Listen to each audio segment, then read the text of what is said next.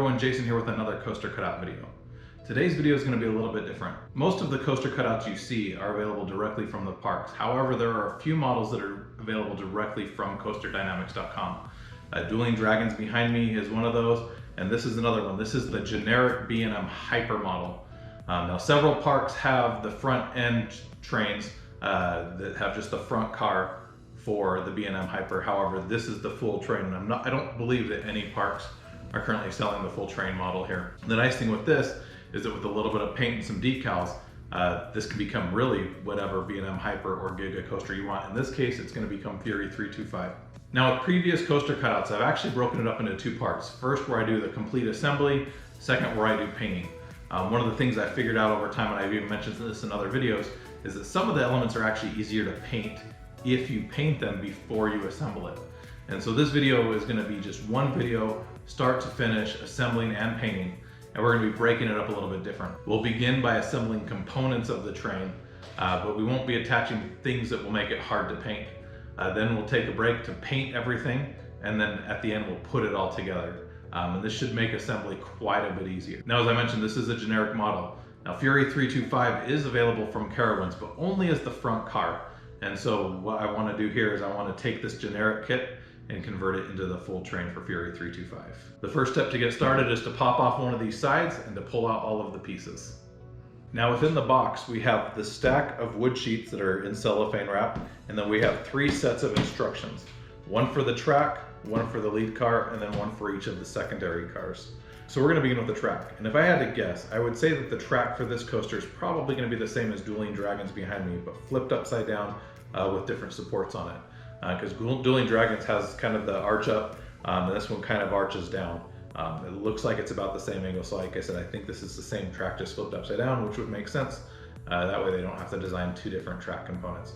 But we can put these other 2 off to the side and then begin opening the cellophane. So one of the nice things that they have done here is they've actually cellophaned individual components together. So right here, you can see this looks like the sides of the track. The other side you have the bases. So this cellophane here is going to house the track.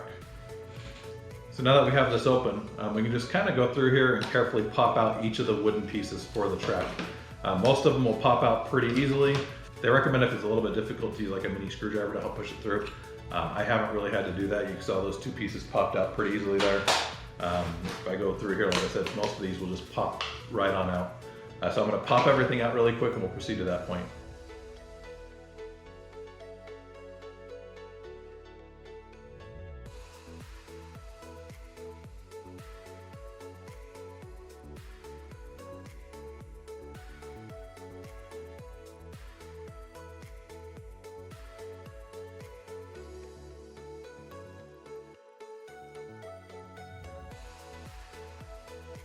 So there we've popped everything out. For the most part, you don't really need to keep track of what the pieces are. However, there is one exception. If you notice here on this sheet here, you'll notice some of these are labeled U5, U5, U1, U2, U3, U4. They do that because these pieces are all extremely similar and you don't want to mix them up. And so on the instructions, when you have to use one of these pieces, it will actually specify. You'll notice right here on step 4, you got this exclamation point and it tells you which piece to use. And so because of that, I've laid those pieces out in the exact order they were on this sheet. And I'm actually going to keep this here next to this so that when I get to those steps, I'll remember exactly which pieces are which there and not mix those up. Now for step 1, it's going to have us use this piece. And there's actually a minor error in the instructions. If you look at the instructions here, so there are 2 very similar pieces here. So you can see both of these kind of are similar.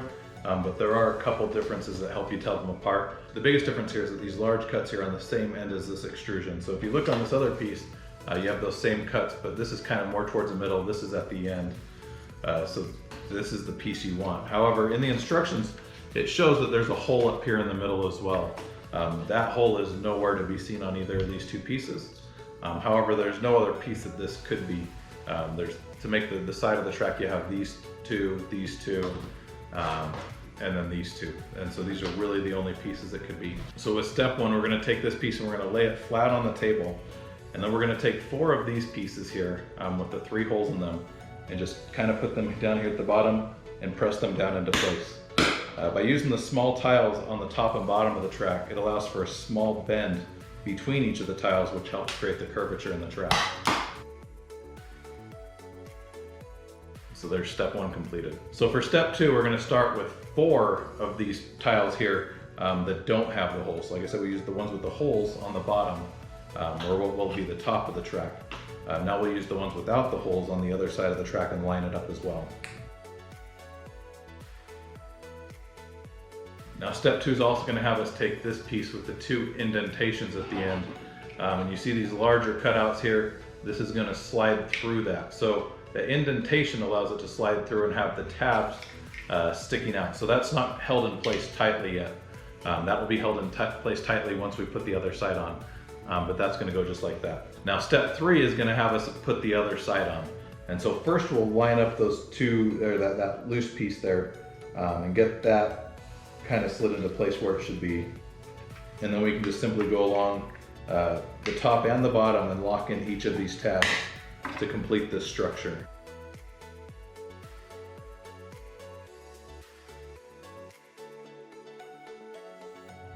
And then once you have that side all assembled, you'll just want to kind of go along each of the corners and make sure all of the tabs are in all the way, that everything is flush, and you have a solid structure to work with. So that's the end of step 3.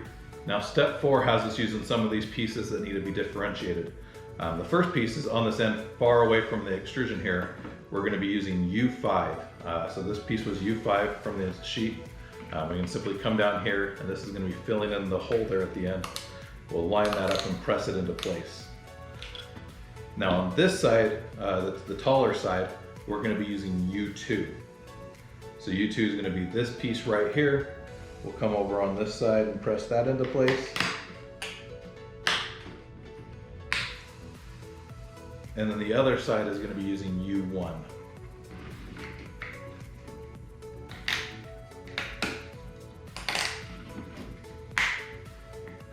So as you can see, each of these pieces look very similar, but they're all slightly different sized.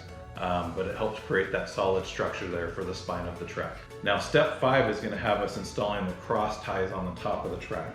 So where we have these 3 holes going all the way across, that's where the cross ties hook in. You'll notice each of the cross ties have 3 tabs. So we'll install the 4 cross ties just moving down this track.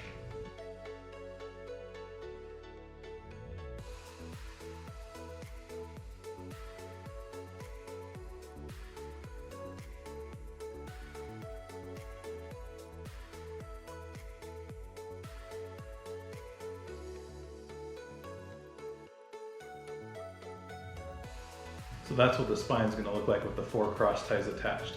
Sometimes you have to apply quite a bit of pressure. With these kits, it says typically recommended for ages 14 plus, and part of that is because of how difficult some of the pieces are to assemble. Now returning to the top or bottom of the spine, we're going to use one of these pieces here to fill in this gap here. And so right here you'll see the pieces with the sides with the 3 holes kind of staggered. Those are going to line up with each side of the spine piece. So we should just be able to snap this on with the 4 tabs on there. And so that's going to complete our first segment of track. Now step 7 is going to move on to this piece here. You can use either piece because they're reversible, one for each side. However, when you're doing this, you'll notice that there's 2 tabs on the bottom. That's where the pieces are going to hook on, the spines are going to hook into. You also notice this 1 tab above. If you look at the instructions, you'll be able to see that single tab there should line up with the 3 holes on this top piece. So we can just kind of come along the bottom here and drop this into place, and then continue that with 3 other pieces along the bottom. And then along the top, same as the other piece, we're going to take 4 of these without the holes, and we'll go and push those into place as well. And then step 8 is going to complete with 2 of these pieces with the indentations that are going to kind of stick out the side. So 1 on each end. So we'll just kind of drop these into place. And once again, these aren't going to be held into place by anything yet. Step 9 is going to have us put the other side piece on, and this is what's going to hold those in place. So we'll line those up on the first end here.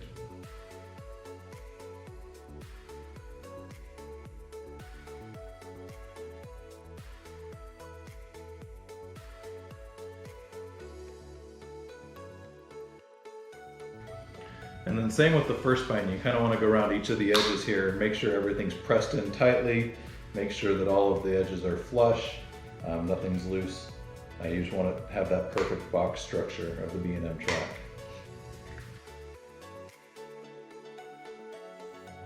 Just like that. Now the last step for this section of track is 10, and just like the first piece, it's going to be installing 4 of the cross ties across the top here. Same with the 3 holes on each of them. We'll just kind of go down it and line each of these up and press them in.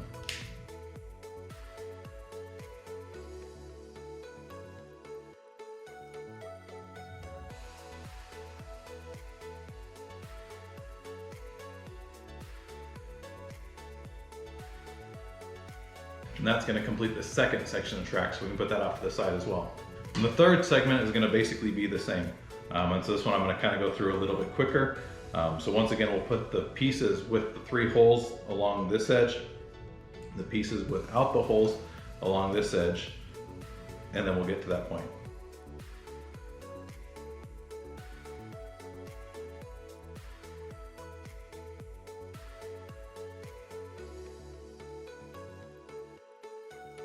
Now that we've made it to that point, we can take this piece with the indentation and once again slide it in the end. There's only one end that fits in. This end has just 2 little slits that a tile is going to fit in to seal that off. But we can drop this into the end here and then grab the other side, make sure it's lined up with the track. And once again, just go along and seal this into place.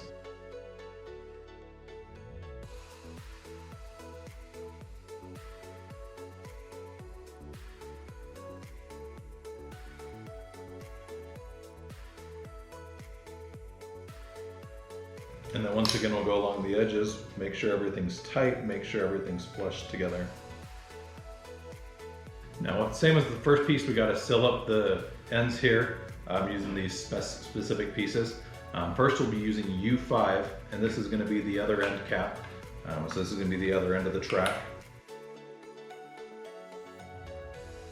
Now, the shorter side here is going to use U4, which is really the smallest piece here. That one's a little bit more difficult to mix up with the other ones, but it's the only one that really fits there. So U4 is going to go on that side, and then our last one here is U3. So now that we've used all those specific pieces, we no longer need this piece of wood and we can dispose of it as well. Now we got to finish this piece the exact same way we finished the first one. We're going to be using the 4 spines, so we'll be installing those, and then we'll be taking this piece and installing it on the bottom there. It really doesn't matter what order you do that in. The instructions say spine pieces first. I'm actually going to put this one on while I'm here. And then we can take these spine pieces and go along and install them as well.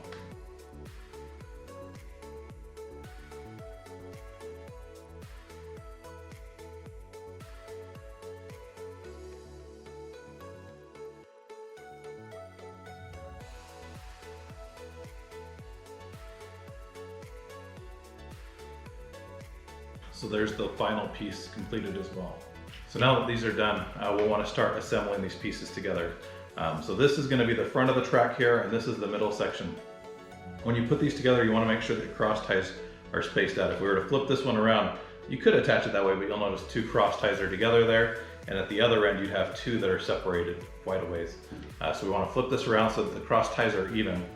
And here's where you can see those tabs that we had sticking out from those little rectangular pieces with the indentations. Here we have these pieces here. And so we'll actually just start holding one of these here, and we'll snap this onto place. So that bracket there is going to now hold these together. So now that that's in place, we can come on the other side and snap this together.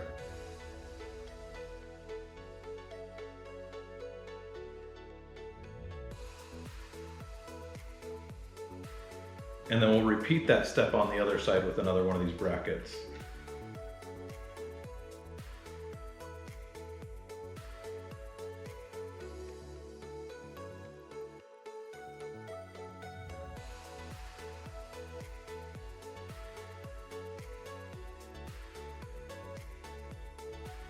And the pieces don't always slide on super easily. Sometimes you have to work with them a little bit to get them on there.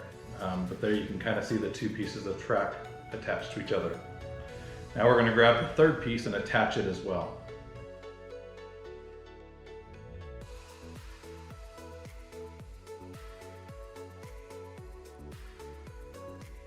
So there's the full spine with all the cross ties installed. Now the last step to finish this piece of the track is going to be to put the railings on. So the railings are divided into 3 sections here. 2 ends don't have any openings or tabs sticking off. So the middle pieces here have a tab on one end, or a tab on one end and a cutout on the other end. But the cross ties do not. And so you can kind of just look at these and see where they go. So these longest ones here that have at the flat end a gap, you'll notice there's a cross tie at this end of the track, so that's where they're going to go. The front end of the track doesn't have a cross tie, and so this piece is going to go there. It really only fits in one place, so we can just start here at the front, go along to each of these cross ties and pop that into place. Then we'll get the small piece for the middle and continue right where we left off there. Like I said, these two have to be first attached together, and then we'll continue attaching it to the cross ties. And then the same thing with the final piece. So there's the first railing completed, so we'll repeat that on the other side.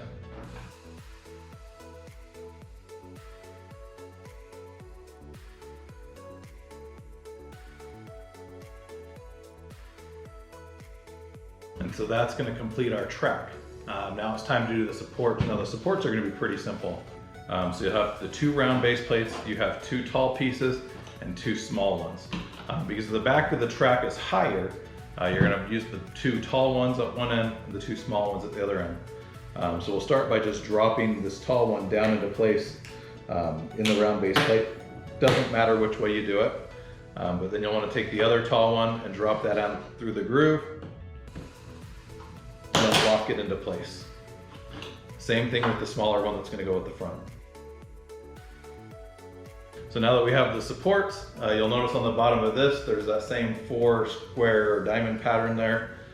We can then just take each of these supports, prop them up into place.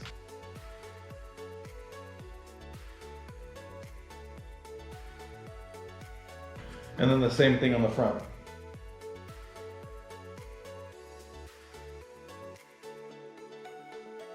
And so that's going to complete the track and the supports along with the first instruction booklet. We'll put that off to the side. Now, as I suspected, this actually does match up exactly with the Dueling Dragons track there. And so it's the same exact track as the Dueling Dragons kit if you've done that one, just flipped upside down with a little bit different supports. But we can put this off to the side now. We won't need it for a while. So the next thing we're going to move on is to the front car. Like I said, they have the different instructions kind of divided out into individually shrink wrap kits. You'll notice there's 4 that are exactly the same and 1 that's a little bit thicker. So that one that's a little bit thicker is going to be our front car. So we're going to go onto the lead car. So we'll open this up and proceed to that point. So now that we have this open, we're going to pop out all of the pieces so we can get started putting it together.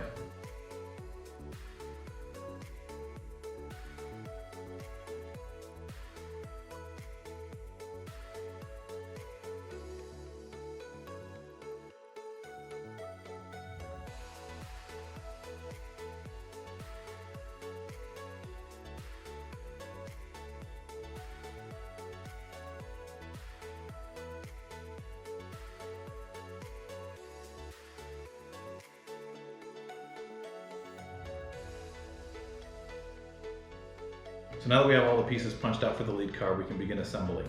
But before that, I actually want to point out a few of the differences between this kit and the one you would get at a park. First of all, if you get it at the park, you're going to actually have this individual stand. The lead car does not come with the track, and so you actually get a smaller stand that they happen to include with this kit as well. The Dueling Dragons came with a stand as well, but my X2 train didn't, so that seems to be kind of hit or miss if it includes the track for the individual car or not. I think it's probably just easier to package it that way. And that kit, that stand would either say Carowinds or whatever park or coaster you purchased that lead car for, rather than CoasterDynamix on here. If you do have this stand, it's really easy to assemble. You just take this piece here and slide it into this piece here, and then snap that down onto the stand. And then there's also this piece here at the top. Now, building the full train, this isn't required. This isn't something you'll use. Sometimes it does help with painting, so I usually do put it together anyways. You can use this as kind of a stand to help you paint your car and hold it up and prop it up. Like I said, this isn't required for the full train, but if you get the individual car, this will be a requirement. The other difference is this is the front panel for the lead car. Now Fury has a design that comes along here as well as a large Fury325 logo. You purchase this coaster from the park, you're going to have that design etched into it as well as that logo. With this being a generic model, that's missing, so that's something I'm going to have to do myself when we get to that point. I'm using paint and decals. I'll be able to put that design and that logo on here. But if you purchase it from the park, that's already there. But if you're going to paint it anyways, it may just be just as easy to have it this way. Now to do the lead car, we'll be using these instructions here. It's the one that's 2 sheets. The secondary cars are going to be using just a single sheet instructions. So we'll be using this one that's 2 sheets here. We can get started.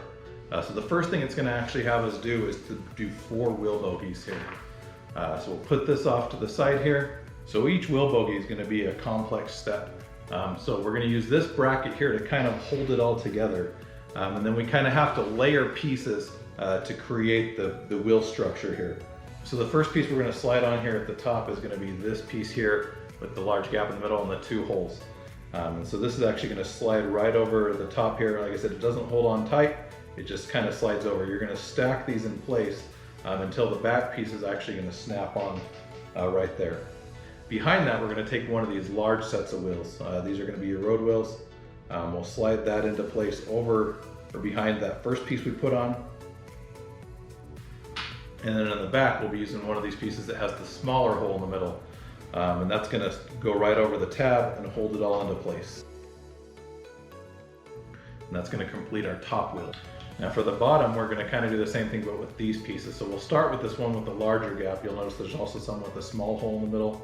Start with the one with the larger gap, and we'll slide that over. And then we have some smaller wheels here. They're going to slide next behind that piece. And then we have the one with the small square in the middle that's going to snap on the back and hold that into place. And then finally, we got to do the side wheels. And to do that, we're going to actually take 3 pieces over here. So we have 2 of these, and sandwiched between that we have wheel. And so these just have cutouts rather than holes. So we can stack these into a series here, and then this can just snap right over the side here.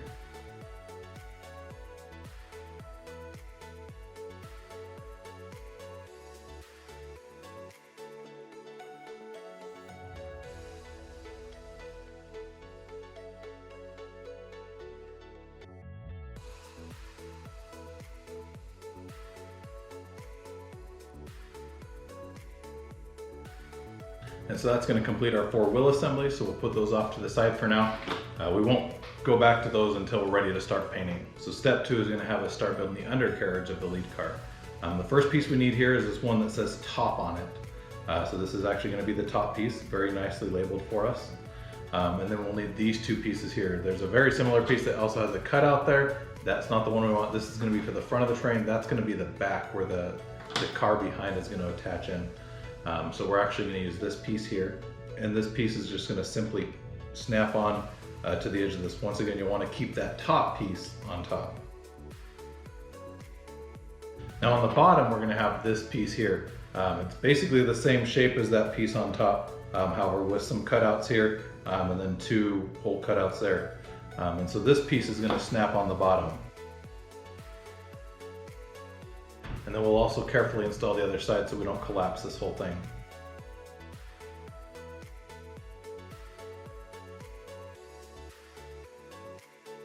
And that's going to create this structure right here.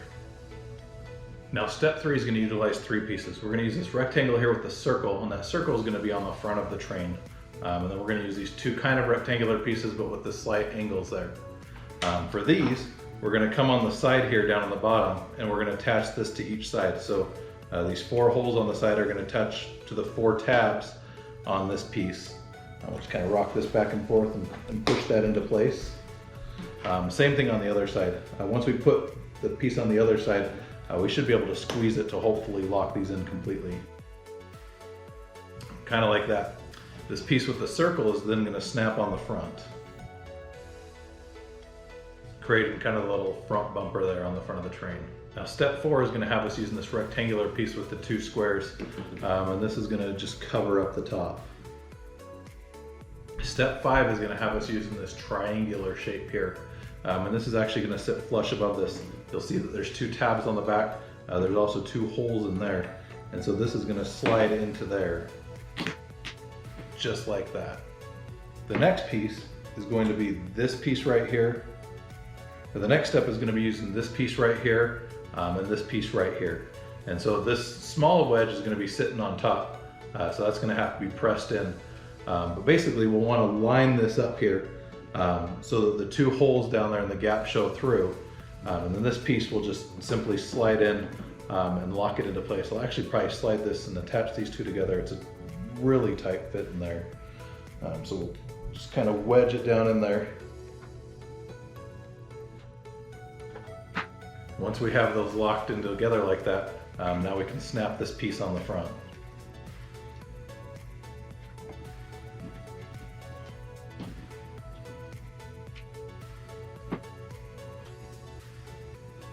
That's going to create kind of that front wedge shape right there. So that's what our piece looks like through step 6. So step 7 is going to put us on the next page, and it's going to have us using these 2 small wedges here. These are going to angle down towards the front of the train. So on the front of this, you'll notice the 3 squares, 3 tabs. We'll line these 3 up. Like I said, it wants to wedge down. This is going to provide support for the piece that's going to overlay, that's going to have the logo and such on it.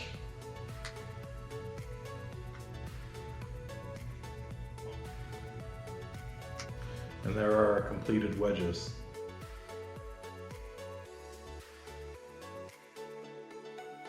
Now looking at the instructions, I noticed that I actually forgot 2 pieces. So I'm going to skip back here a little bit. But before we put these curved pieces on, there was actually these pieces here that need to go into place underneath them. And so I'm actually going to go back, like I said, a few pages. I pulled that curved piece off, and now we can just kind of come back and snap this into place. Not something you want to do a lot, but if you have to, you know, it's something you need to add in. So you'll want to put that piece in there, and then you can snap this curved piece back on, and we'll repeat that on the other side as well.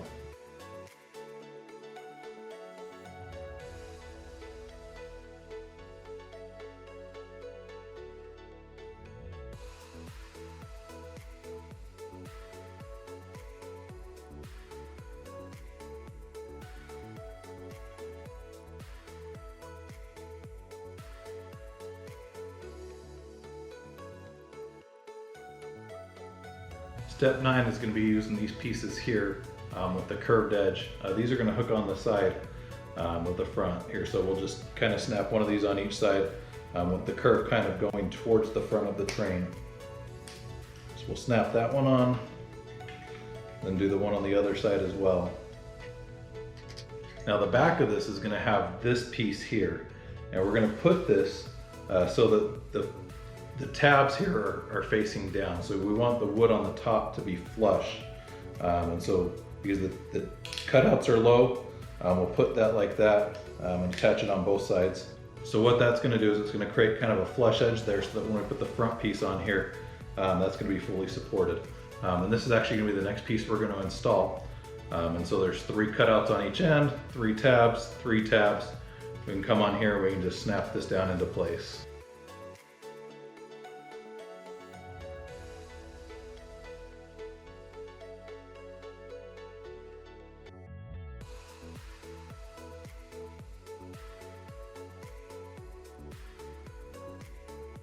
And so that's going to create kind of the nose of the front of the train there. So step 12 is going to have us flipping this over, and we're going to be doing 2 things. Well, actually, we're only going to be doing 1. The step calls for 2 things, but we're going to skip one of them for now. So we are going to take this square panel here and snap that on the bottom here. It's going to cover up this opening. Just like that. The other thing this does call for right now is for the wheel assemblies to be attached. So you can see these two holes here.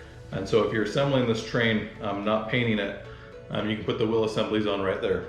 I think the wheel assemblies are gonna be a lot easier to paint, and the train will be a lot easier to paint because the colors are so different if we keep them apart. And if you start pulling stuff apart, you typically can, but it's gonna not go together quite as well.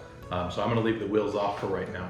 But step 12 does have us installing the wheels. So if this is, a kit you're not gonna be painting, that's probably worth putting the wheels on right now. For step 13, we're gonna set that off to the side, and we're gonna be using these two pieces with kind of the shark fins on top, as well as these two pieces as well. And this is gonna create another kind of square structure. So we'll lay one of these shark fin pieces down and grab one of these. So these are gonna be the top and bottom. They really only hook on one way. So I'm gonna snap this one on the top edge really quick right here, and the other one onto the bottom.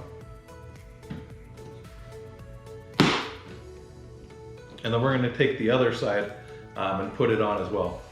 So with something like this where there's nothing in the middle kind of holding it in place, you'll wanna support the side so that you don't collapse the whole thing. If you do, it's probably not gonna break anything, but then you'll just kind of have to start over. We can just kind of press this into place now, and then go around and make sure we have everything perfectly tight. And that's gonna create kind of that box structure right there. Now step 14 comes with a warning. So step 14 is gonna have this piece here on top and this piece on bottom. So we're gonna take this piece first, and we have this piece here that's gonna be towards the front of the train. And so I can basically come in here and just kind of drop this one into place here on the front edge of this piece. And then we have this piece here that's gonna be on the back edge of the train. And like I said, that's the piece that the second car is gonna hook into to complete the train. So this one will just kind of come on this side and snap it down into place. Now the top edge is this piece here. You'll notice one side has angles, one side is kind of squared off. The squared off side is gonna come on the side opposite where the trailer is gonna hook into, or where the second car is gonna hook into. So with it sitting this direction, we can actually keep the flat edge down, and I can just kind of come in here and snap this into place at the bottom, and then also slide it in at the top and snap it in there as well. Once again, you'll want to make sure you got everything flush, hooked together tightly. And then once you do, this is going to actually hook onto the last piece we did. So this piece here has these 4 tabs. There's 4 cutouts here in the back. So we can just simply come in here and slide this into place and snap that together. That's going to complete step number 14. So step 15 is going to have these 2 pieces now being installed. These are going to attach to the side here. These are going to be the side of the car. So we'll just come over here and snap this over the 4 tabs. We'll be doing this on both sides.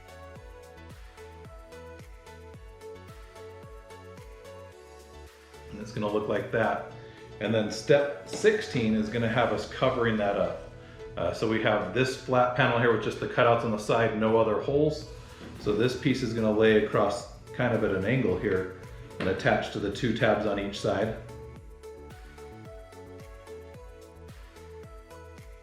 And then the next piece is going to be this piece here that has the 2 holes there. Those 2 holes are going to be towards the front, and they're actually going to snap on right there, while these tabs on the side hook onto the side as well. So we'll just come in here and snap that into place. And that's what we look like through step 16. Now we'll set that off to the side. So step 17 is going to have us completing the 4 seats. So we have 4 seat backs here, along with several other pieces that we need to use for the seats. So each of the seats is going to be utilizing 2 of these pieces right here. These are kind of the structural support for the seats, and you actually keep them together. This adds a little bit more rigidity to the seats, so you have both of these basically sitting next to each other. We can take one of these seat backs now and just kind of slide the large tab there over 2 tabs in the back of the seat back and snap that into place. We also have the bottom of the seat here. We'll want to put it in the right direction. So you can see the etching on here curves towards the back. So that back edge is going to be right underneath the back of the seat. So we can drop that down into place as well. and press it down into place. Now each seat's also going to have a bracket on the back that looks like that.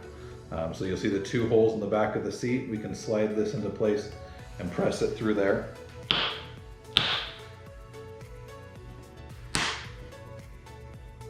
And then the last thing on each seat is the armrests. So there's two armrests, so one goes on each side of the seat, and we'll snap that into place as well. And that's what our completed seat is going to look like right there. I'm going to do that to the other three seats right now, and we'll proceed to that point.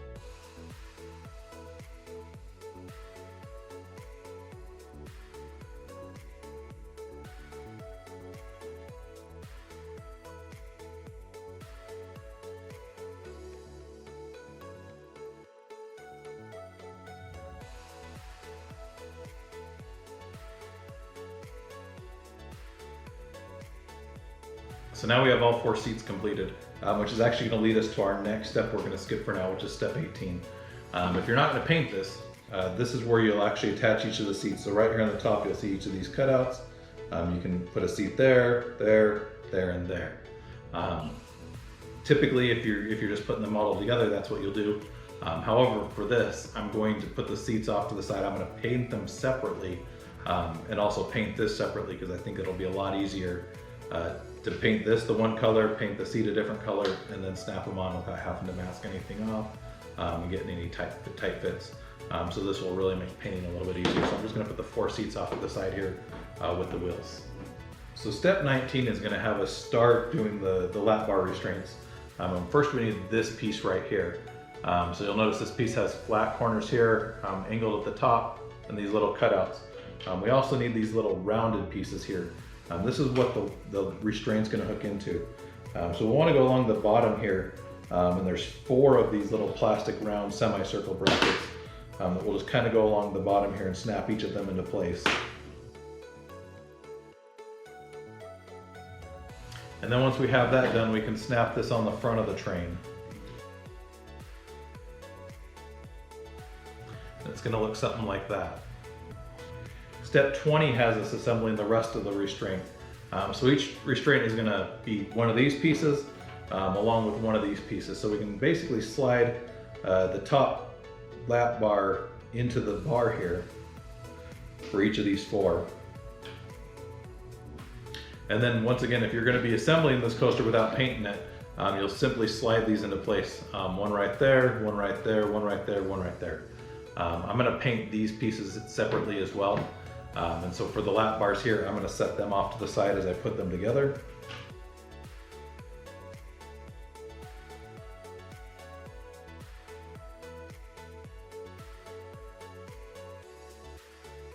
Now we have four assembled lap bars off to the side. We're now going to flip the train upside down and put a few additional pieces on here. The first one's going to be these rectangular pieces with the four tabs and the slanted edges here. We're going to hook one of these onto each side. So down here you'll see that there's four holes in the side. We can basically just come in here and snap this down into place.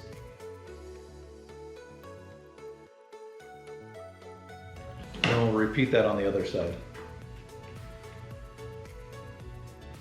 So that's what that should look like after we reattach those pieces the way they should be.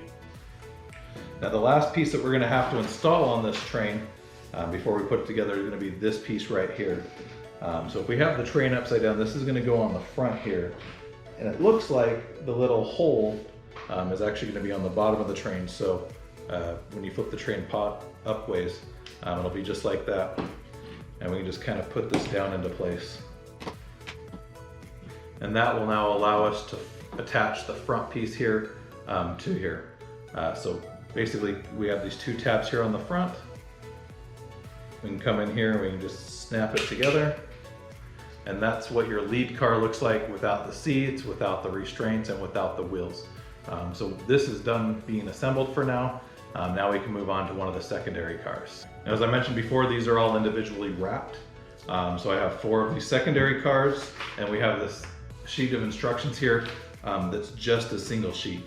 Assembling this is gonna be almost the same as assembling the back half of the lead car. However, there is one difference that I see, and that's a piece that we have that will allow us to hook the cars together. So rather than having the bumper on the front like we have on the other one, this will have a piece that lets us hook it together. So I'm going to unwrap this plastic, pop out all the pieces, and we'll proceed to there.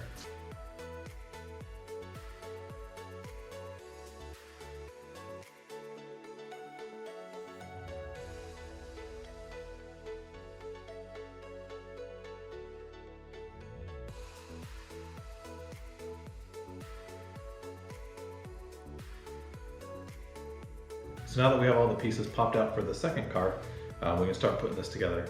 Now a few things to note, the wheel assembly, the lap bars, and the seats are going to be pretty much the same as before. The only difference is the design on the seat looks like this compared to the front car looking like that.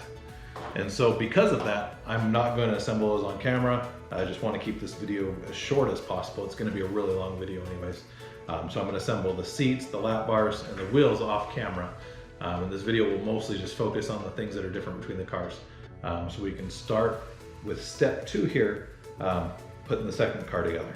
Now for step 2, we're going to be using 2 of these pieces, 2 of these pieces with the shark fin, and a piece that wasn't used before is this piece right here. And this is actually what's going to attach the train to the front car, and I'll show you that in just a second.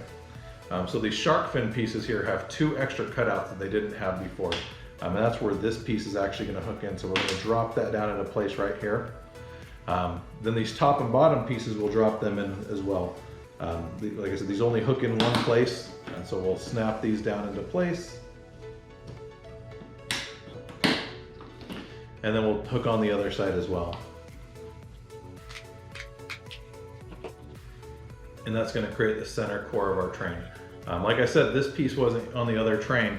And that's because you see this hole in the back. We can now take this piece, stick it in, and then twist it, and that's how the different cars are going to hook together. So they can swivel and stuff like that. That's how the cars hook together on the track. Now other than that one piece there, this car is actually going to be the same as the front car. So we can come on here and we can just quickly move through this. So once again we have this piece. This is going to go on top with this piece on bottom. And then this piece is going to be on the front, so we can hook this down into place. Once again, you want to make sure that the 2 holes here are facing down. The back piece is going to have the place for the third car to then hook in. So we'll snap that on as well.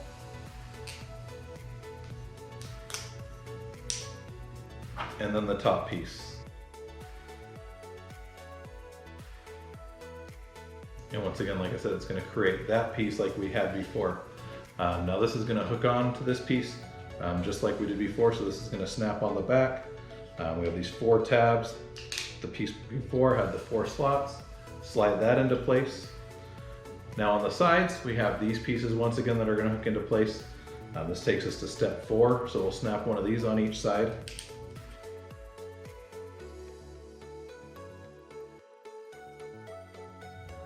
Just like that. We can lay these top pieces on. So first of all, we'll do this one without the hole. So this is going to lay across right here. And then the next one does have the 2 holes.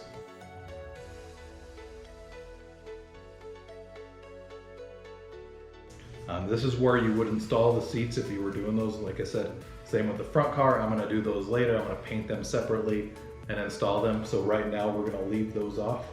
So the next piece is going to be the lap bar piece on the front. That's this piece right here, once again with our 4 semicircles that have to snap onto here. So we'll snap these onto the bottom.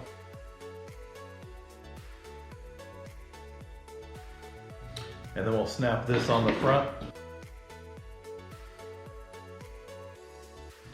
And then we'll flip this over on the bottom, and we have these pieces to hook onto the sides, just like we did before.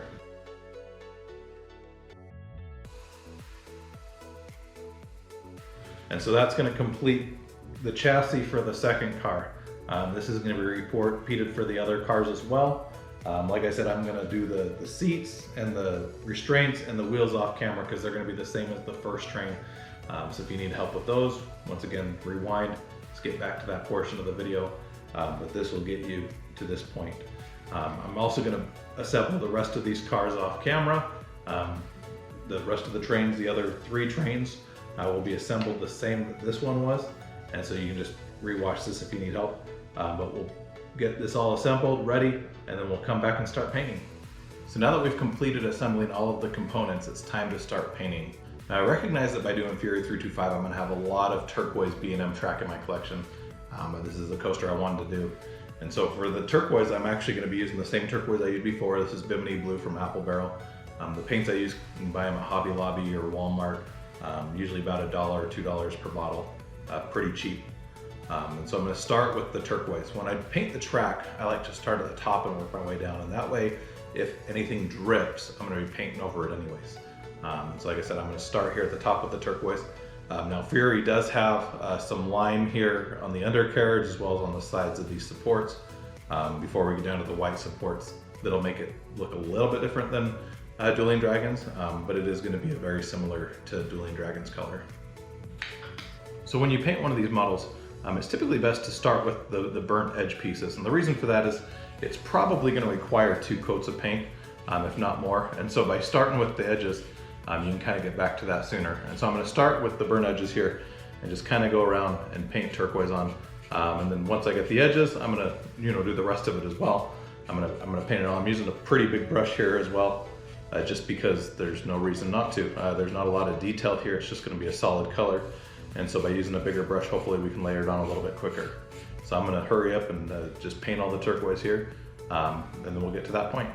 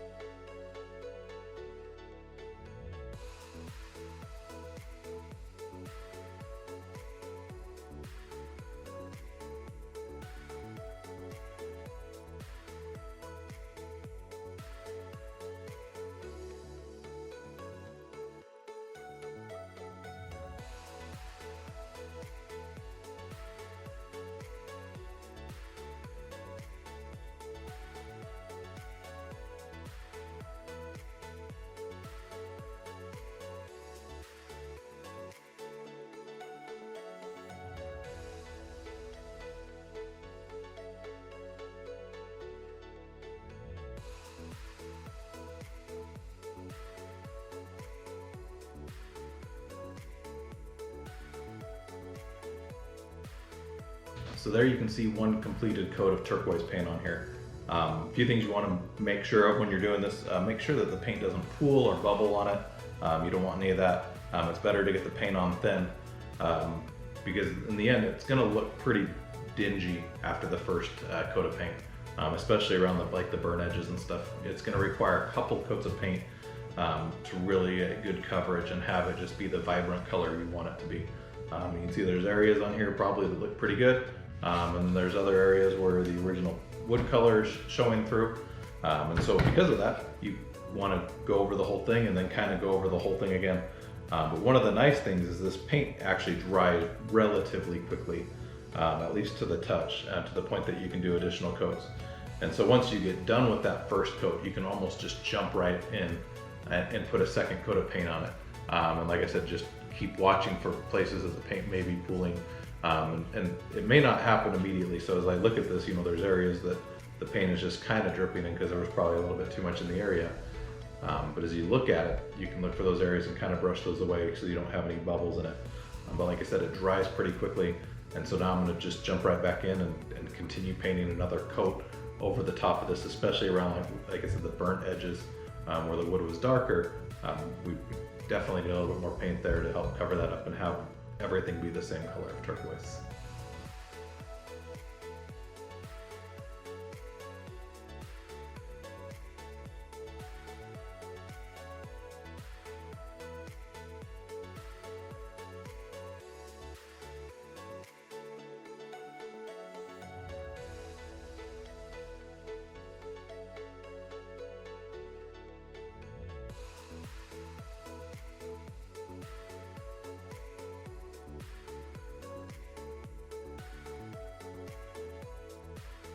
So now that we've completed painting the turquoise onto here, we're going to move on to the lime. So the lime green covers the underside of the spine as well as these pieces right here.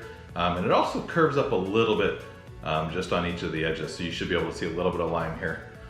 For that, I want to go to about the top of where the little notches are on each side. That may be a little bit more than on the actual track, but I think it's about right. To help with that, I'm actually going to use painter's tape here.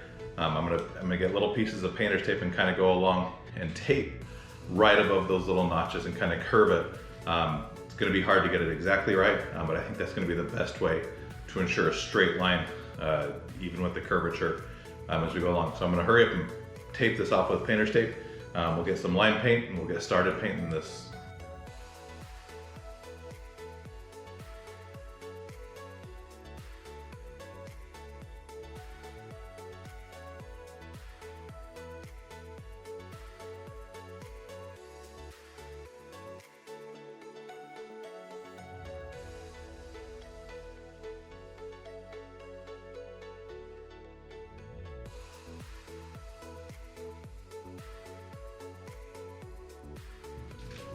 So there you can see it all taped off now. As you can see, I used several smaller pieces of the masking tape rather than just one large piece. And the reason for that is it helps us to better keep that curvature because the tape doesn't really bend and curve. So by doing it in smaller segments, we can keep that curvature all the way across. I have both sides taped off. So now we're going to pull out our lime tree paint. One of the nice things with these kits is you do have scraps here, and so I did some test painting here to make sure this is the right color, the color I wanted. And so you can use your scraps to really experiment, try different things, try different techniques, because they're just going to go in the trash anyways. But I've got my lime green paint here ready to go, so let's get started painting. So for painting with the lime, I'm going to use one of my larger brushes. Once again, this is a large area we're going to paint. We're going to start underneath. We'll also paint the sides here, and part of this is already turquoise, so we're going to have to go over that. Doing the testing with this lime green, one of the things I noticed is that with one coat it really wasn't even close to the color I wanted, but as I did 3 or 4 coats it got there. And so this is a color that's going to have to require multiple coats. But we can just start on the bottom and paint underneath, going up over the edges to the tape, and then once we finish that we'll just go over it all again.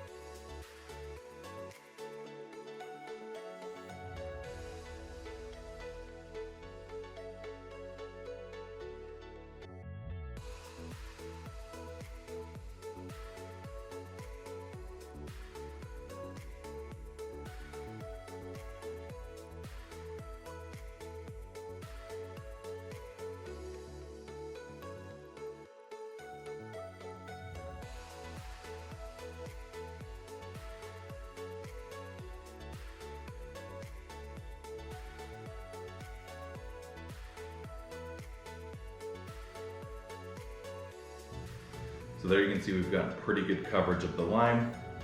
Pretty happy with how that looks. I'm gonna actually peel away the tape now and see how it looks underneath the tape. Hopefully it didn't bleed through too much.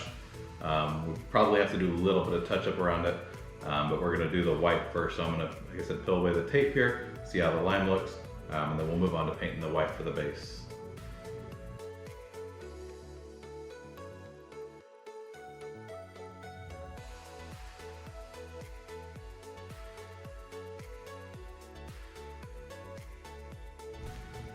So there you can hopefully see the lime with the line there. It's not 100% perfect, but it is pretty clean all the way across. Pretty happy with how that turned out.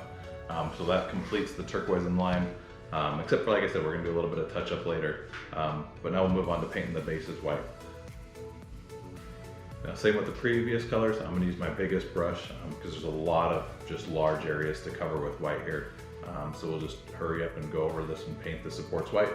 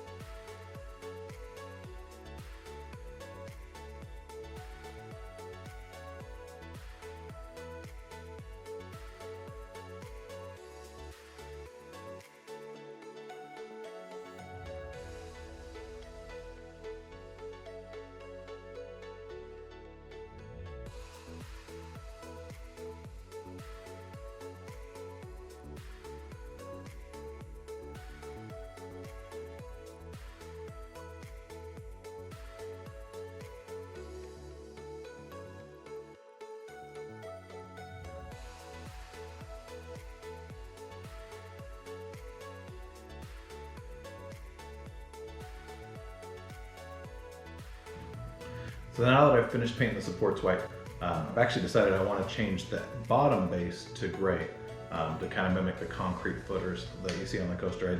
I already did them white, so I'm going to be painting over that. Sometimes you do that when you're painting, you change your mind after you see it and say, you know what, that's a little bit plain. Let's add a fourth color, so we go turquoise, lime, white, gray as we go down. Probably not something that's super critical, but I do have some granite gray paint here that I have from a previous model. And so I'm going to use this color now to paint over the white on the base. And the base should be dry enough now that I can do that without creating any issues, creating any smearing. If not, then I can go over it again later. But I'm just going to get this gray here, and like I said, just kind of go over the white. Because we have the white base coat, I'm probably only going to need one coat of gray, maybe a little bit of touch up in a few areas, but I shouldn't need to cover up the wood anymore because we kind of have basically a primer there with the gray. So I'm just going to paint this really quickly.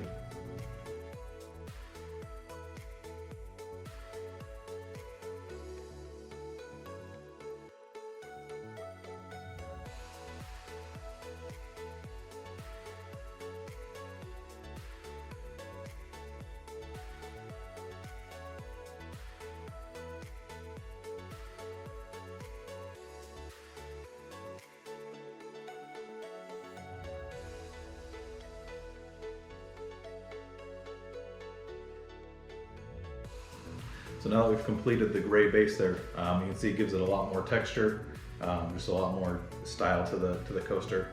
Now the track is basically done except for a little bit of touch-up. First I'm going to use the lime and do just a little bit of touch-up with that, mostly around the little bases here. I got a little bit of the white bleed over on that. I'd rather have a little bit of lime blood over on the bottom. Preferably I don't want to have any bleed over. But if I do have some, I prefer the lime to bleed over on the bottom since people aren't going to be looking at the bottom of the coaster. So I'm going to first touch up the lime around the edges there. Also, it just adds another coat to make the lime pop just a little bit more as well. So using a little bit smaller brush for this now. For the touch-ups, it's best to typically use a smaller brush than you do when you're doing the most of it, just because you want to be a little bit more careful.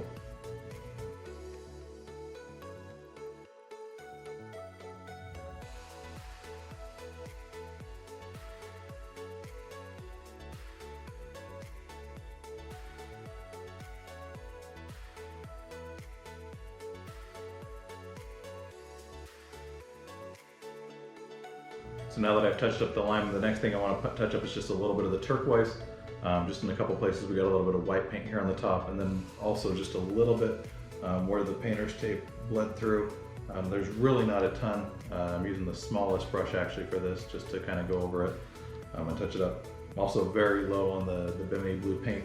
I've ordered some more, so hopefully that'll come soon because I need that to paint my seats. Yeah, like I said, I'm just going to kind of go along this line now, touch it up with just a little bit of turquoise, make this line just a little bit cleaner.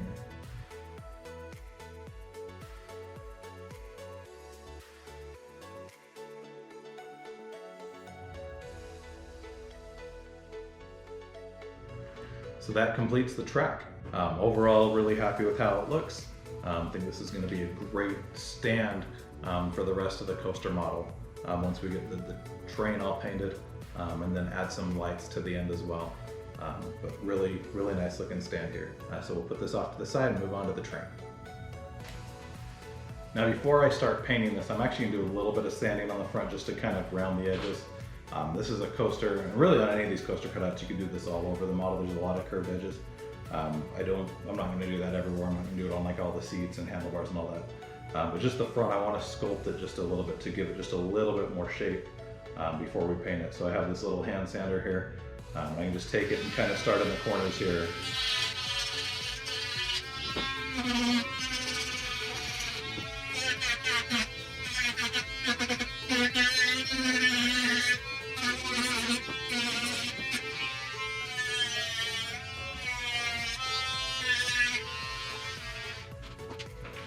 So like I said, not a ton of sanding, just a little bit of curvature there on the front, just to kind of make it a little bit more shape, because the front of the B&M trains are typically pretty rounded.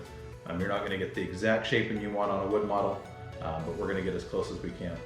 So the first piece we want to paint here is going to be this front piece here, and that's because there's actually going to be a lot of detail on there. And so we need that first coat to dry so that we can then add a second coat, and then add details, and then the logo. Now to do this, I wasn't able to find paint that was the exact color I really wanted for the train. And so I experimented a little bit. That's where your scraps come in handy here. So I experimented a little bit to try to get the color closer to what I wanted. So the color that we use here on the front is only going to be used here. It's going to kind of be almost a dark gray metallic glossy color. And so to get there, we're first going to start with this black base. So we're going to start with the black paint. And then we're going to use a little bit of this dark gray gloss as well, just a little bit in there to lighten it up just a little bit. And then to add a little bit more sheen, I'm going to use this metallic, just put a little bit of that in there as well. And then we'll want to mix it up really good. So one thing to remember when you're mixing paint colors is you kind of want to do a lot, because you don't want to have to keep mixing more. You want to have enough to get through what you're doing. Because if you mix it again, you may not get it exactly the same. And so I'm doing this here. I'm going to paint this on. It's actually a little bit darker this time than the first time I mixed it, which, like I said, it's hard to match it up exactly each time. So if this dries a little bit dark, I may actually lighten it up and do a second coat, which is basically what we'd have to do to have it keep maintaining that same color. We'll see how it looks after it starts to dry, at least the first coat here. But like I said, I'm going to just kind of cover up the top of this, and then we're going to go down onto the sides a little bit, and then also the other front panel there. But this is really the only place that this color of paint is going to be used.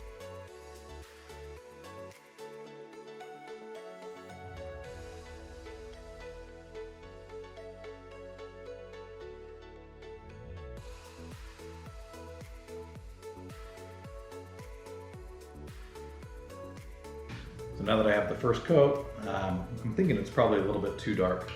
So I'm actually going to come in here with my dark gray again and add just a little bit more of the dark gray and probably a little bit more of the metallic as well, just to kind of lighten it up. It went on a little bit lighter the first time I mixed up these three colors, but this time it's not quite as light. So like I said, I'm going to get some more of this mixed in, still with the black, but this should ultimately lighten it up quite a bit here. And hopefully the second coat will go on and lighten it up. Maybe not completely, but the front of the train is pretty dark still, and so we don't, we want it to be almost a dark grayish black color. So we're not trying to go light gray here. but we'll just kind of go on now with the second coat that like I said, is a little bit lighter.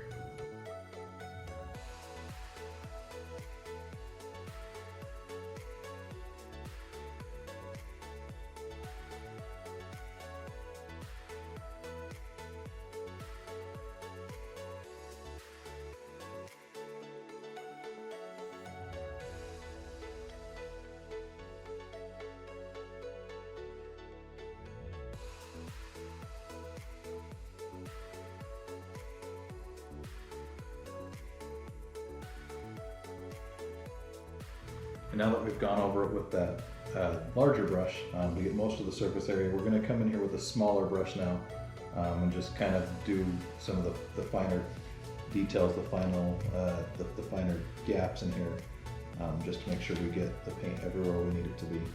And we're going to go over some of this with other colors, and I know that it's black, so it's going to take a few coats of like lime, but it's going to be easier to mask the black with some tape to add the lime than it is going to be to paint the lime first and then mask, just because there's some areas inside that are going to be lime green. So like I said, I'm just going to go through now with this finer brush and get some of the smaller gaps and stuff that I couldn't get the big fat brush into, just kind of complete it.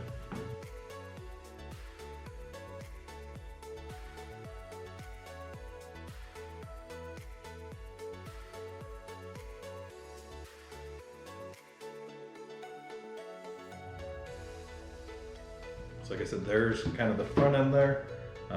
It's a really dark color, almost a black, gray, metallic.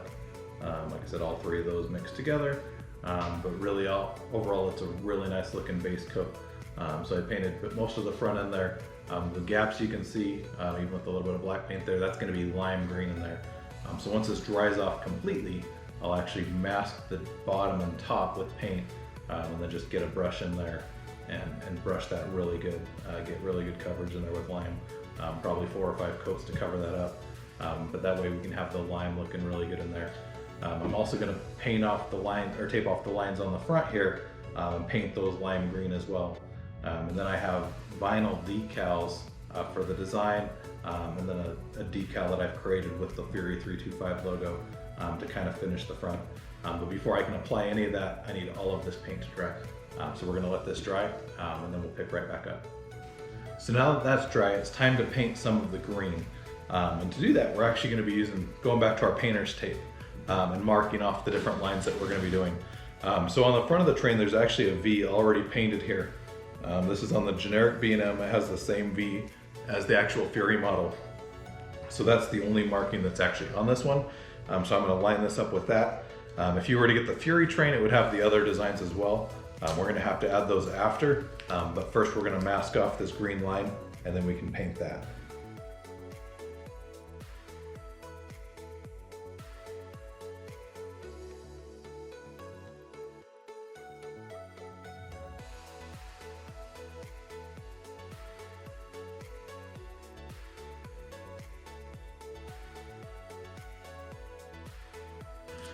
So there you can see we have the V kind of masked off there.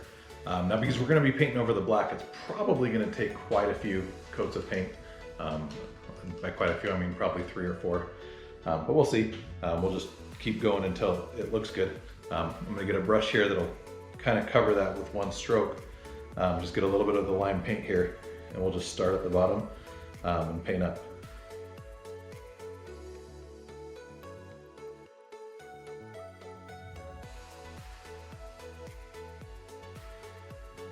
And one of the nice things with the tape is you don't have to be super careful, because we'll be able to peel that away a little bit at the end.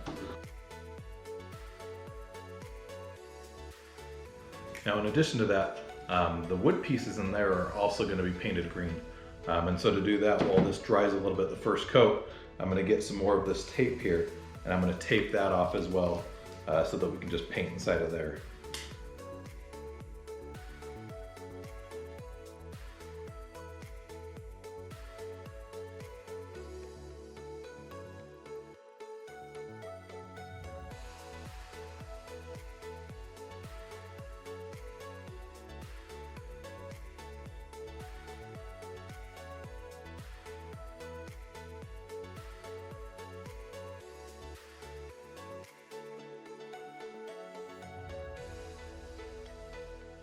And you can see I kind of used the ruler there to smooth the tape on there, just so we have just those pieces revealed. Once again, masking this will hopefully get us some clean lines in there. Now, while I was doing that, I did stop in the minute and do another coat on the top, and I'm gonna do another coat really quick up here. So like I said, this is on black, so it's gonna take a few extra coats. So we're gonna do that there. But then we'll get some paint here, and we'll just go in here between these pieces of tape and paint the inside of this line as well.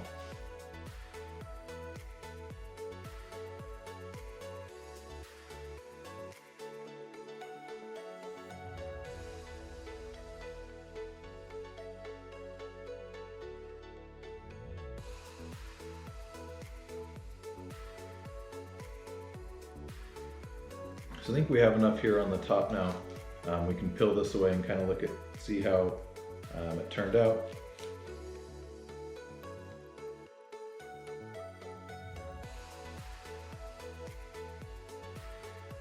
And it does look pretty clean. There are a few places that it bled over a little bit. Actually gonna get a little brush here and see if I can brush a little bit of that away with water.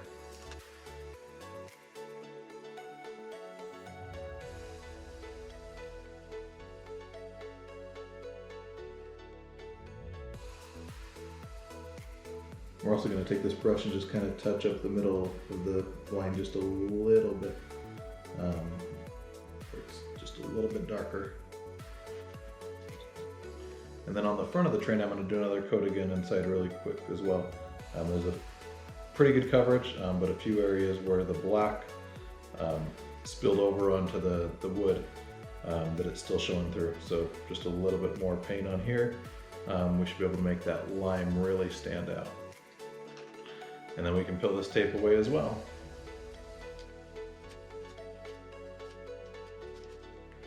That's going to kind of give us that look right there on the front so far. We'll let the lime green paint dry, and then we'll do a little bit more. Now while we wait for that to dry, I'm actually going to move to this back section here. So the floor inside the train, we're going to paint with just the straight metallic. So we use the metallic mixed with some other colors for the front. But for the floor of the train, we're going to be using this metallic paint. And so, like I said, while we wait for the front to dry a little bit, we can use a little bit of this to kind of paint inside underneath where the seats are going to go, things like that. So we get a little bit of a head start on that kind of stuff. Now the back half of this car is going to be the same as the other cars as well. So anything we do on this section here, we'll be replicating over there.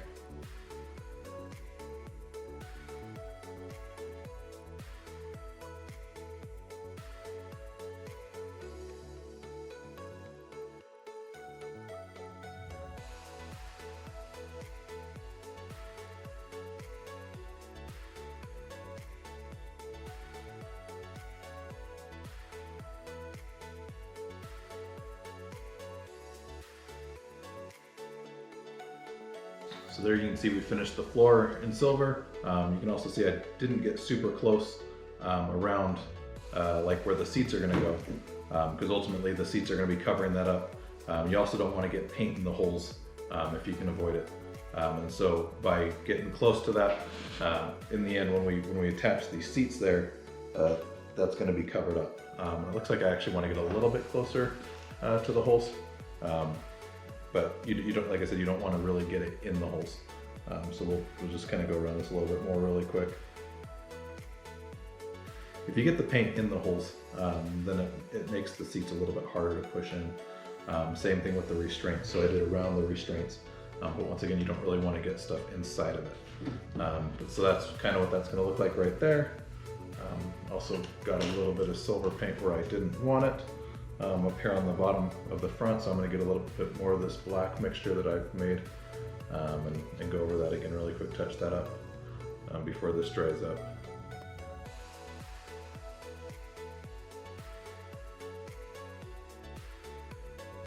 Now for the next piece of the front design, I actually chose to go with vinyl. And so the reason for that is I was looking at paint colors and I found a vinyl color that was perfect. And it's kind of an intricate design.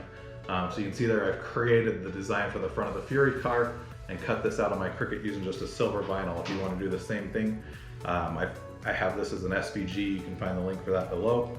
but I have the front design there. The other thing I thought about doing with this is just creating a stencil and putting it on and then using that to paint.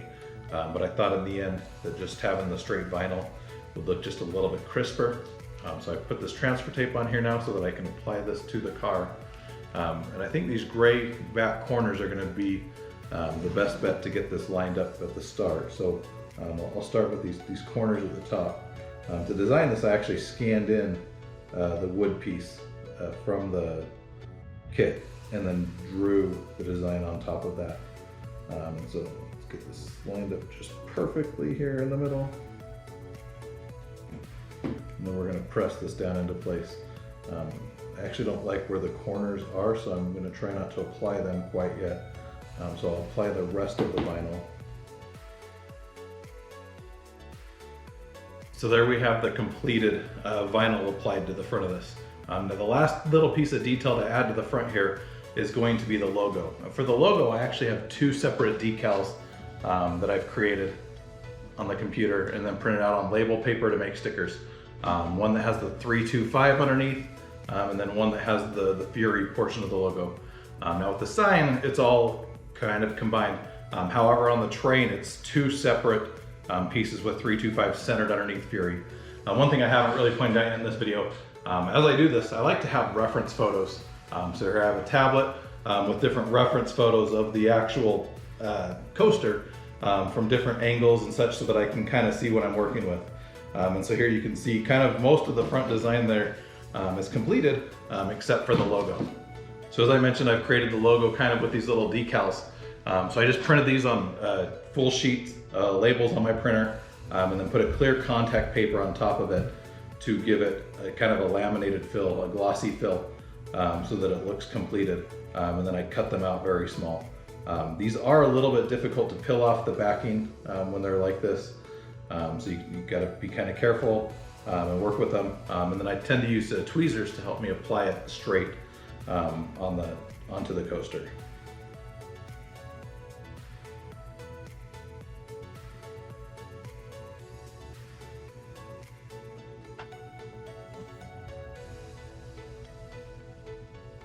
So there you can kind of see the front of the train with the full design, with the logo and everything there.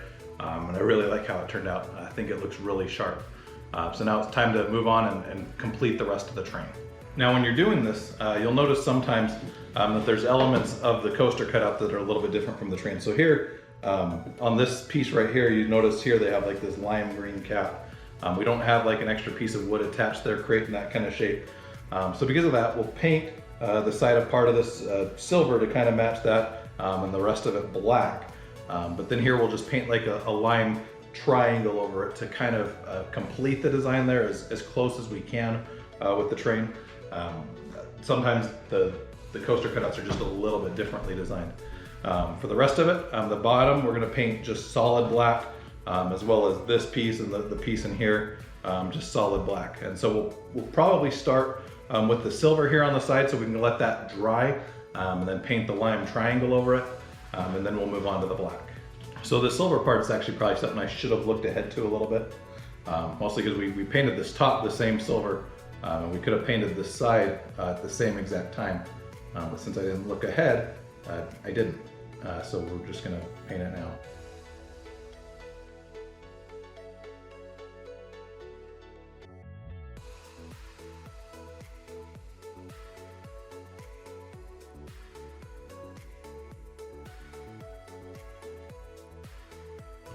So we're gonna have it kind of looking just like that. Now while I have some of the silver paint here, I'm actually gonna get one of the other secondary cars and paint that as well. And to let this dry, I'm just gonna kind of rest it here on top of a paint bottle because we did paint some of the bottom. Like I said, the back half of that front car is basically the same as the secondary cars. And so a lot of this is going to be painted exactly the same. And so there's no reason to not just do it all at the same time. Like I said, I can let that dry while I pick up this next one and then use this paint that I've already gotten out to paint this exactly the same way. So I'll probably paint the silver on all 4 of these right now.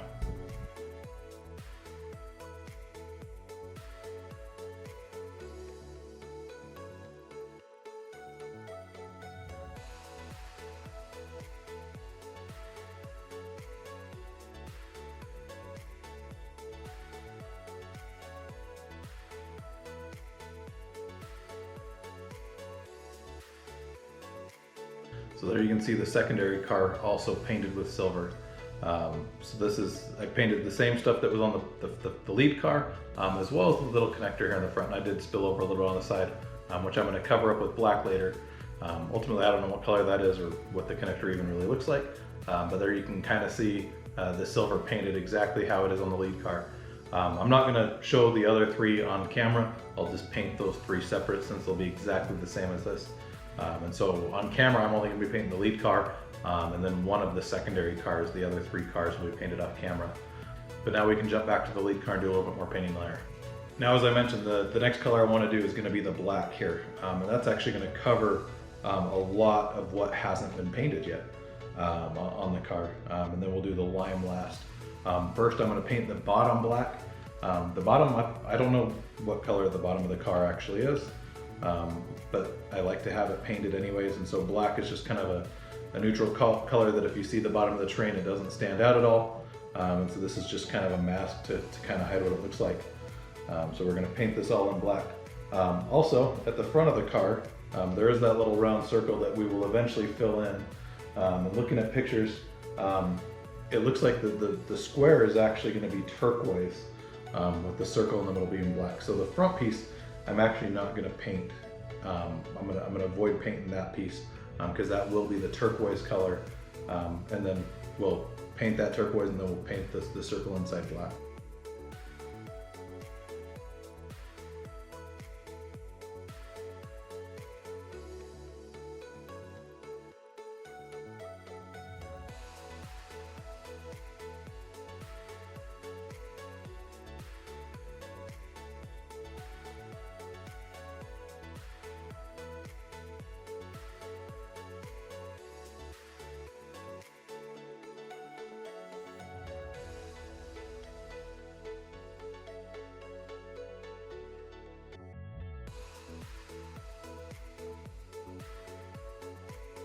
So there you can see the black kind of completing the lead car.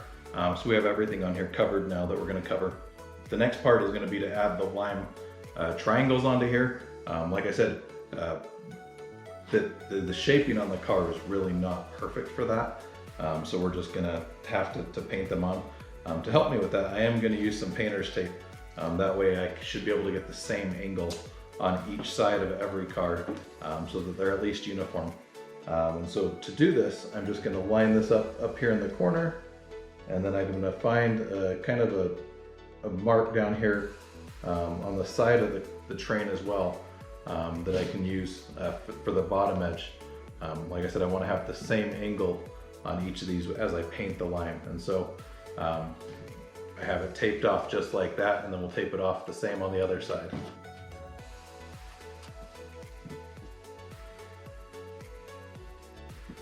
And so we have that side taped off as well. And now that it's taped off, we can use just one of our medium brushes here and just kind of go over the silver. Like I said, I painted this whole thing silver, so the lime is going to need a few coats to completely cover it. We should just be able to go back and forth between these two sides, applying those coats to get the coverage that we need.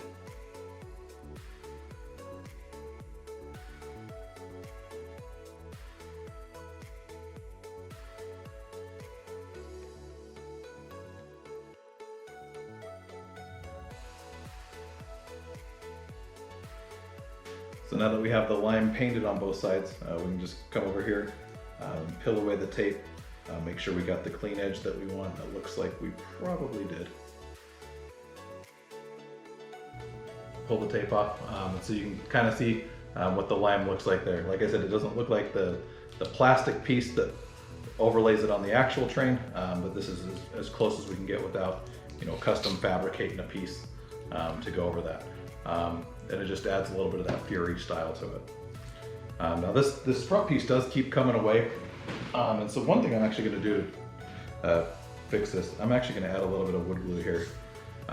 Something you don't typically have to do, but occasionally on the models you do have some loose connections. I'm just going to put like a little dab of wood glue there in the middle of this piece, and then reattach this so that it shouldn't come apart again.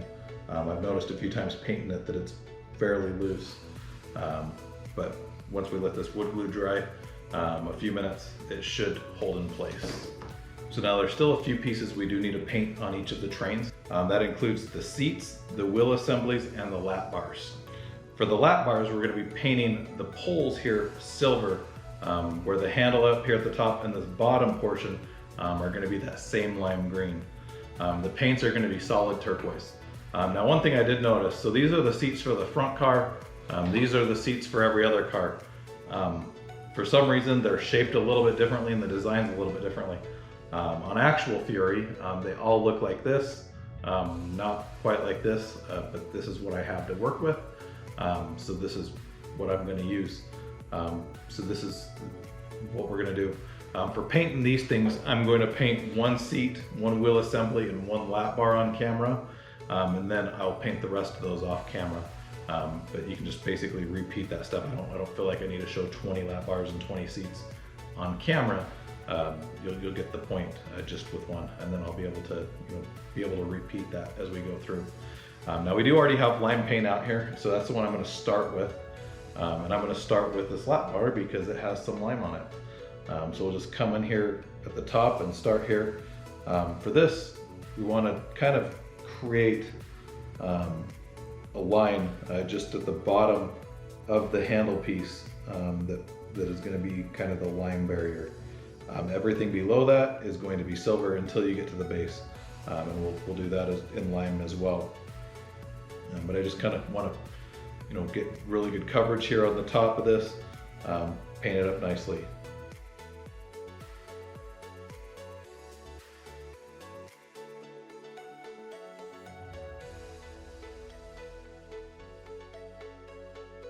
And so there's a single coat there on the top, and like I mentioned, we're also going to do the same thing on the bottom. So once again, we'll just kind of use the straight edge of the paintbrush to create a straight edge on our painting here at the base of the pole, and then just paint everything beneath that lime green.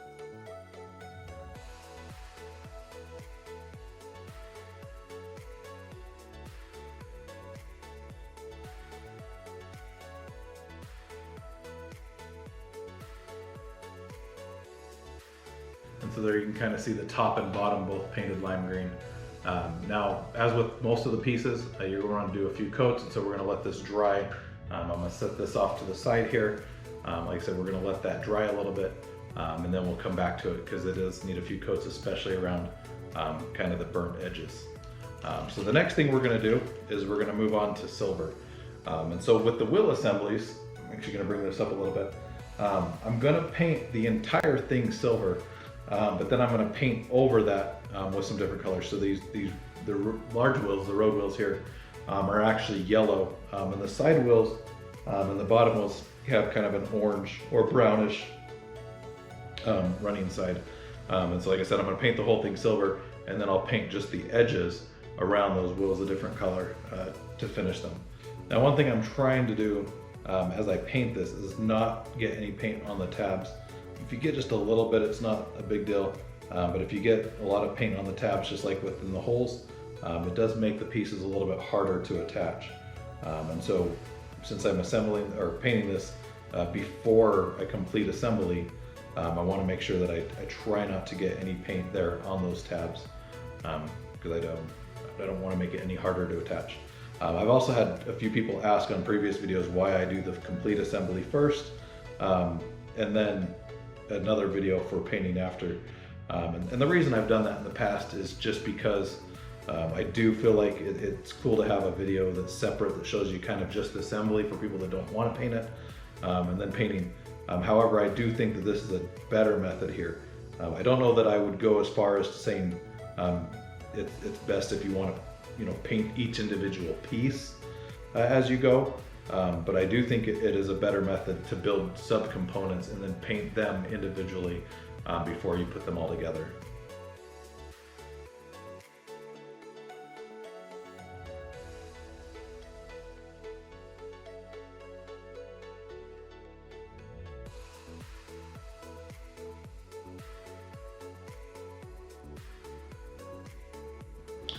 So there you can see we've gotten pretty good silver coverage on the wheel assembly. I'm gonna put that off to the side now. Now moving back to the handlebar, We also need to paint this silver as well. So now the lime is kind of dried. So I'm going to grab the silver paint now and paint the rest of the bar silver. And then once we complete that, I'll go ahead and I'll add another coat of lime to that portion of the handlebar as well.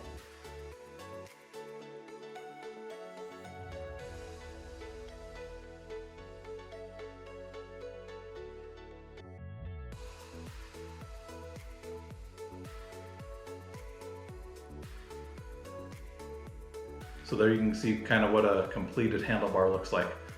So the silver pole, lime top, lime bottom. Once this dries completely, we can attach this to the train. But like I said, for now, we'll just set it off to the side and let it dry. As I mentioned, I'll paint the rest of the handlebars off camera. I don't feel like they really need to all be painted on camera, so we'll do the rest of them. Now for the seats, we're actually going to be using the same turquoise that we used on the track. I was able to get another bottle of this. This is the Bimini Blue apple barrel paint. I really like the way this turquoise looks. And so I'm going to be using this to paint the seats. Now the entire seat is turquoise. There's no other colors on it. So this should be a pretty easy thing to paint as well. Don't have to worry about bleeding over because I'm painting it off the train. That's the thing, is if you would have already installed the seats, it'd be a little bit more work to paint them. But I can just simply grab the entire seat now, put it down and just start painting without having to worry about bleeding over on anything else. The only thing I want to make sure that I don't do is get a lot of paint down on the tab or tabs at the bottom. There's 4 tabs that hold this on, so I'll be careful not to get it there. Other than that, I can just paint the entire seat turquoise.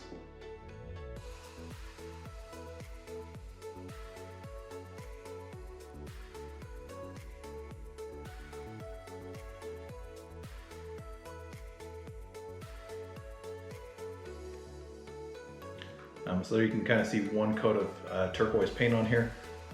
It's going to need a second one as well, mostly because of the dark edges, to make it look really uniform. But you can kind of see what it looks like there. I'm going to go over it again now and try to finish up the look of it.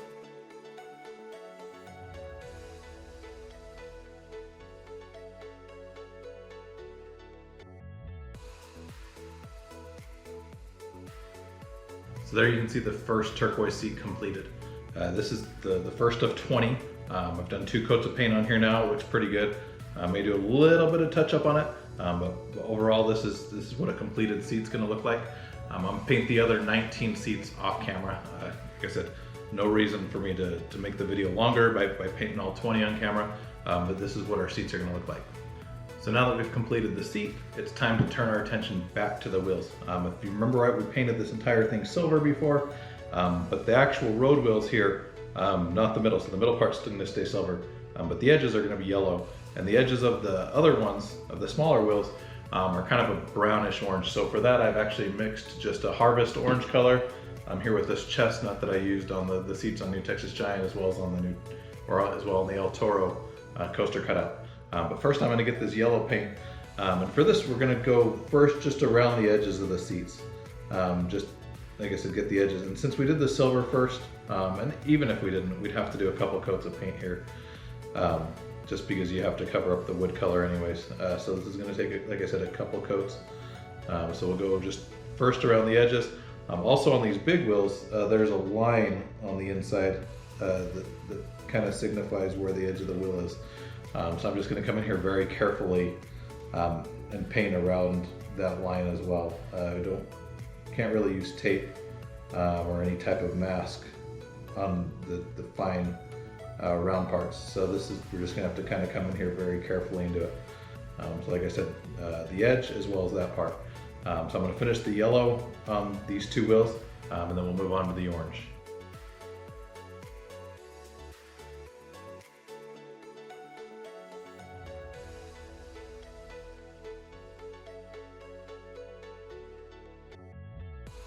So there you can see kind of what we want the yellow wheels to look like on there. Like I said, the smaller wheels are going to be kind of a brownish orange. So I'm going to get another small brush here. I'm using the smaller brushes on these just because this is a pretty fine detail. And like I said, I mixed this orange and this brownish orange color together. I'm actually going to mix them really good right here.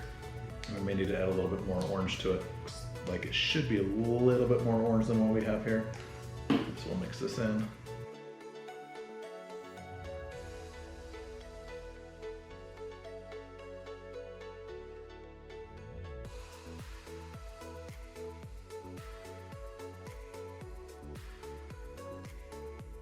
And so there's what a completed wheel assembly is going to look like. If you see with the orange, I kind of just did the edge and then a little bit just free-handed around the inside. It's not a perfect circle, but it's probably about as good as you can get without some very specific tools. But the wheel assembly looks really sharp there. So we're going to put that off to the side now as well. Now, as I mentioned, I am going to paint the rest of the wheel assemblies off camera as well. Once again, just like the seats and the handlebars, there's really no reason to take the time to paint them all on camera, just because once again, it'll make the video longer. So the last thing we're going to paint right now on camera is going to be the secondary car. So we've already done the silver on here. The last two things we need to do are finishing the rest of this in black, as well as adding the lime details to the side.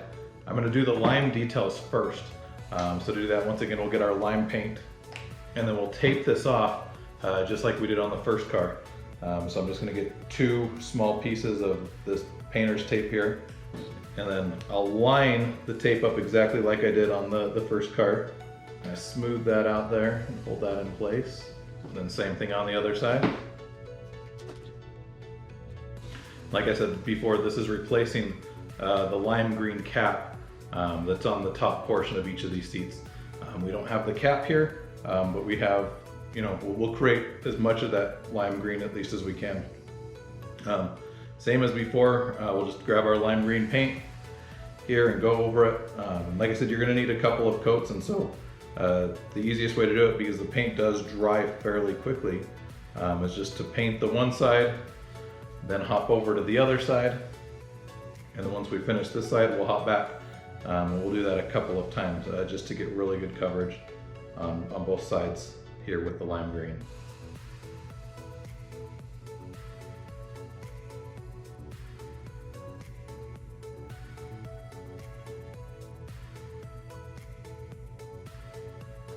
And then once that's painted, we can peel away the painter's tape again,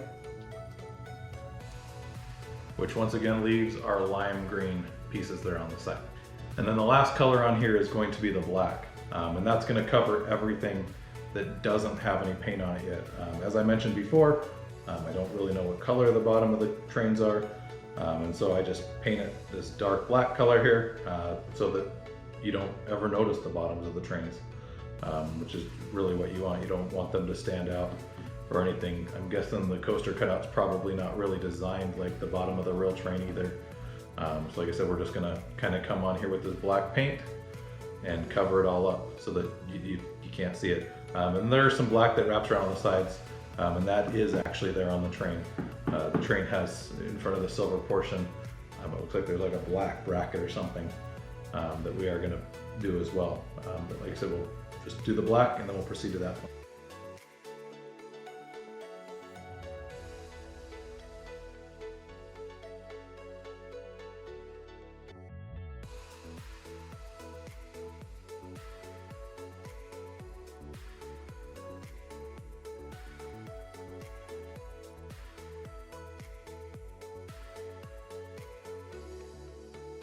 So that there is going to complete the secondary car. So that completes basically all the components. So we have the lead car here, the secondary car, the lap bar, a wheel assembly, and the seat. And so now the last thing to do is to paint the rest of the lap bars, wheel assemblies, and seats, and then put it all together. So as I mentioned, I'm going to go paint those really quick off camera, and then we'll jump right back into assembly. So I've now completed painting all of the individual elements for the train. I have all the chairs here, all of the different wheel assemblies, all of the lap bars, all painted exactly how I showed in the video. Now there is one last thing that I forgot to paint earlier that we need to do before we begin assembling the actual cars. And that's if we go back to the lead car. Remember, we talked about the little front bumper earlier. However, I forgot to complete that after we let the black paint dry. Just never got back to that. Now for that front bumper, we're going to be using the same turquoise we used on the seats. And so we have that right here. We'll just get a little bit, like I said, this is a really quick little paint job. I have just a little bit right here on the paper. We really don't need a ton. It's just an itty bitty rectangle. So I just got a little bit of turquoise out here. Go on here and do a couple of coats really quick and let that dry.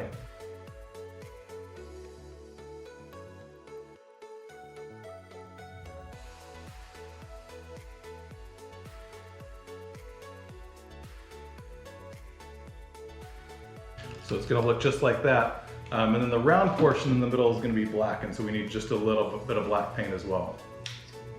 So as you can see, we didn't get very much. It's just a little bit there. And for that portion, I'm gonna be using a little bit smaller of a brush.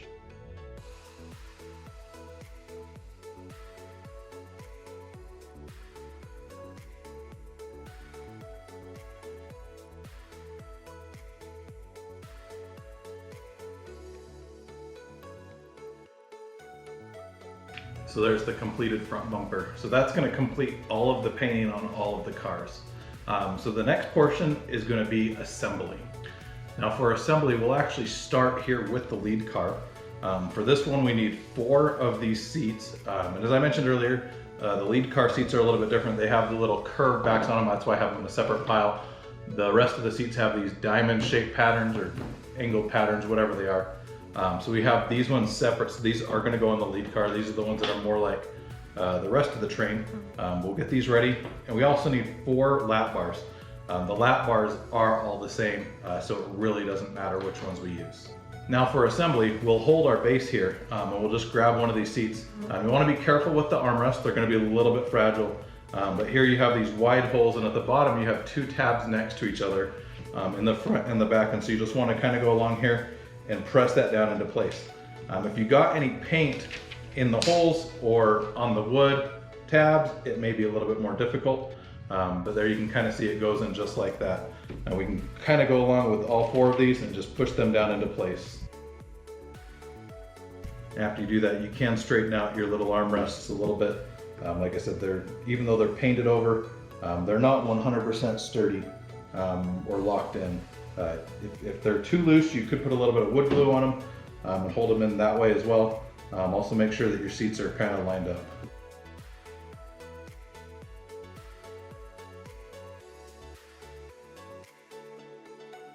So that's how our lead car looks now with the 4 seats installed. Now it's the 4 lap bars that we need to install. So we have, like I said, these painted lap bars, lime on bottom, lime on top, with the silver bar.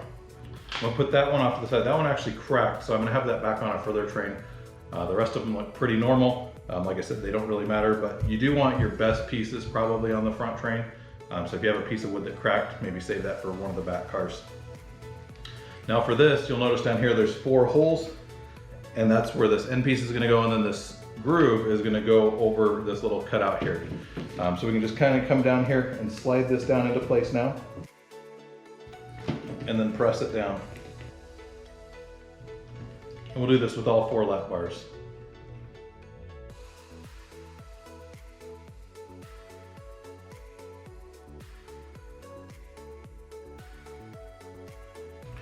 And then once we have those pieces in place, the last piece to add to each train is going to be the wheel assemblies.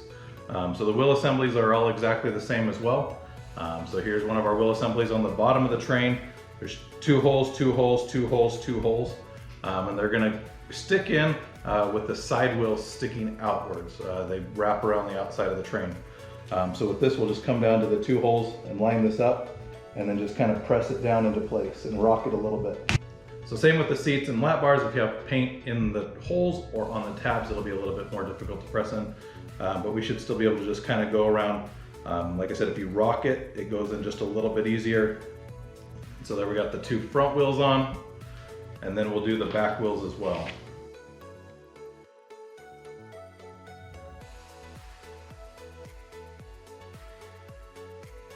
So there you have the completed Fury325 lead car. Looks really good with the turquoise, with the lime and silver, makes it all pop. I also really like the wheels with the yellow wheels, and then the brownish orange color for the side wheels as well as the upstops. Just looks really good. And so now we can do the same thing with the other cars as well. So same thing with the second car. We'll start with the seats here and just kind of go along. We'll grab 4 seats. These ones, it doesn't matter which order they go in. They're all exactly the same, so we'll just kind of rock them all into place.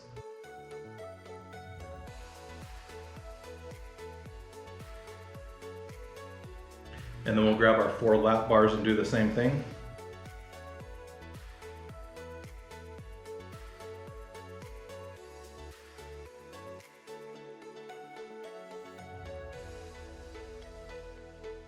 So it kind of looks just like that. And then for the back cars, they'll each have 2 wheel assemblies, not 4 like the front car. That has the little front, the lead part, it has 2 extra wheels. So once again, we'll just grab 2 wheel assemblies, just kind of rock them into place onto here as well. And that's what a completed secondary car for Fury325 looks like. Now when we put them on the track, you'll be able to hook them together. So we have that little piece there in the front that will stick in there, and then they'll be able to hook together like that as we go back. For the other cars, I'm just going to put them together really quick, and then we'll move to that point.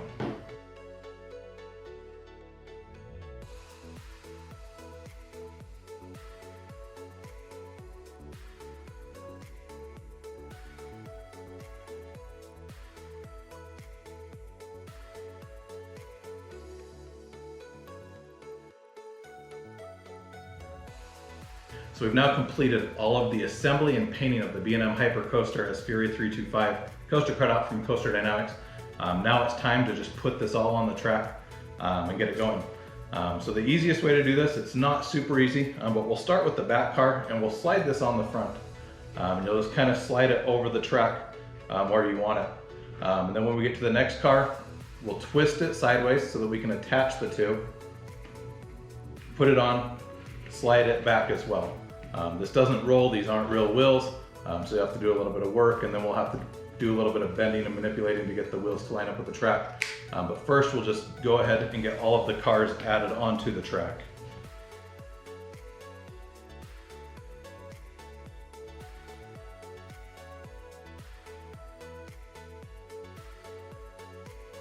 And then once we have the 4 back cars, we'll also add on the lead car.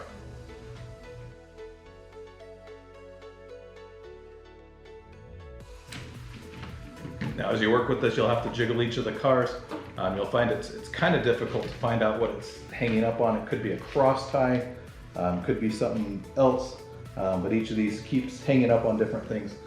So we'll just kind of work with a couple cars at a time, trying to hold every other car, lifting them up, sliding them back, until we get it all the way on.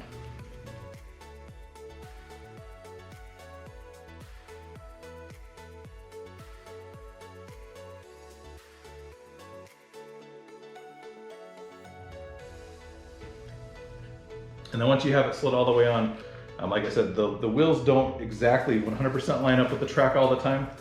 So you can just kind of look at it front to back.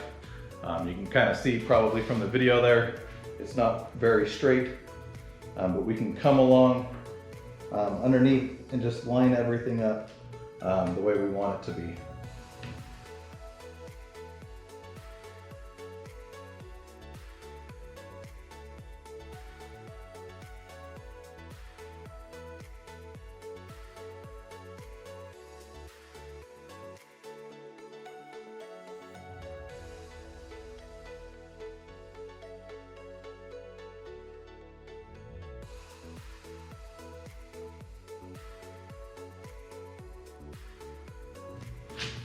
And so that's kind of what the completed model is going to look like there. Like I said, this is available from CoasterDynamix.com for about $200. If you just want Fury325, they do have just the lead car at the park. It's somewhere $37, $40, somewhere in there. That won't come with the track. It comes with just a simple stand, but it will look, like I said, this is the completed model. So a little bit of a wrap up here with the painting.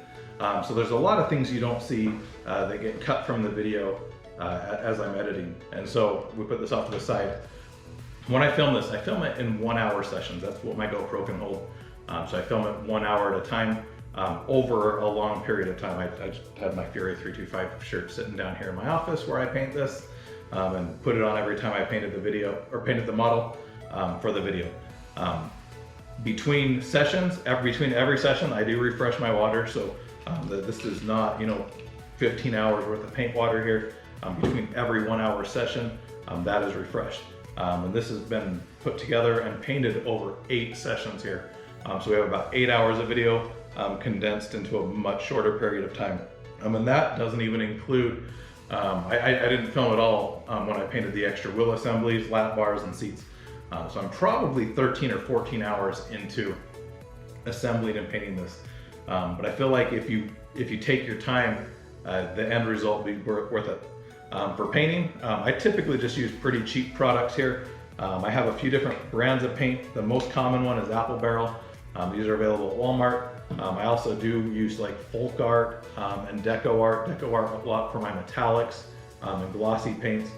These are available at Walmart as well, or Hobby Lobby. I've purchased paints both places. The brushes are just a pack from Walmart. So painting doesn't have to be a super expensive thing. For all the paints, the tape, the brushes, I'm probably in $15. But as I've mentioned before in my other models, a lot of these paints can be reused. So when I start a new model, I get a list of all the colors I need, and then I look at what colors I already have. You know, I already had the brown for the wheels. I already had the silver. I already had the black. I had some of the turquoise. I had to purchase more. Had to purchase the lime and the yellow and things like that. So you do need to buy new ones, but you can reuse a lot of them as you work on other models. But overall, it's worth taking time to put effort into it. And so this is what the model looks like right now. And so this is what you can have for, basically, $220. And some of your time, you can have a painted model that looks like your favorite Hyper or Giga coaster from B&M. Looks really nice.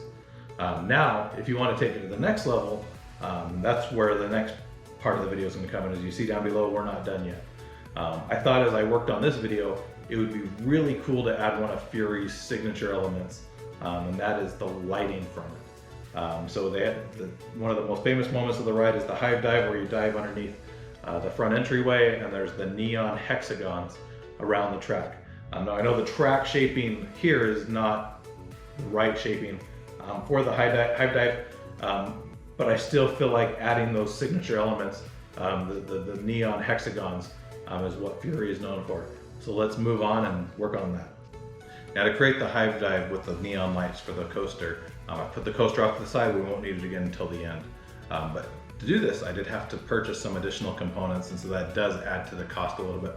But in the end, I hope and I think it'll be worth it. And with this, there's no instructions. It's just kind of figuring it out as I go. So the first component that I purchased is this neon green EL wire. And so this wire has a little battery pack here that you can plug in. You probably won't be able to see this on camera, I'm guessing, but I can turn it on. May be able to see that there's a little bit different. Basically, this will glow in the dark. You can see it blinking there. It has some different modes and stuff. So this is, like I said, battery operated, uses 2 AA batteries. I also have a USB plug for this that will allow this to be plugged into USB so that I can eventually just plug it into the wall. And so this was $10 for 15 feet of wire. 15 feet is going to allow me to do 4 hexagons. So underneath the hive dive, there are technically 5. Looking at the size of the coaster cutout, I didn't really think that 5 would fit very well. I think that will be a little bit too busy, so I'm going with 4. And so once again, I have the EL wire here for the neon lights. Now to attach that, I actually went through a lot of different ideas. The first idea I had was using this aluminum wire. I was going to shape this into hexagons, use this to hold onto the wire, and ultimately create those hexagons. Working with it, it's not that easy to work with. It's not that easy to get straight and clean. And at the end, it may have worked, but I don't think it would have worked as nicely as I wanted it to. What I ended up settling with, so bouncing ideas on Instagram off of Coaster Paradise. If you don't follow Coaster Paradise, go follow them. But I've been bouncing some ideas off them, and they found me an Etsy shop that actually did laser cut wooden hexagons. So this is basically the same wood that you get with the coaster cutout, but shaped into a hexagon. So these are 12 inches, and I purchased 4 of these. So I have 4 of these wood hexagons here that I'm going to be able to paint, attach the wire to, and then ultimately attach to the model so that it looks like the coaster's diving through it. These are 12 inches. These were $11.25 each. So that once again, this does start to add up a little bit. So once you factor in $10 for the lights, another $50 shipped for the hexagons, and then different tools to attach it.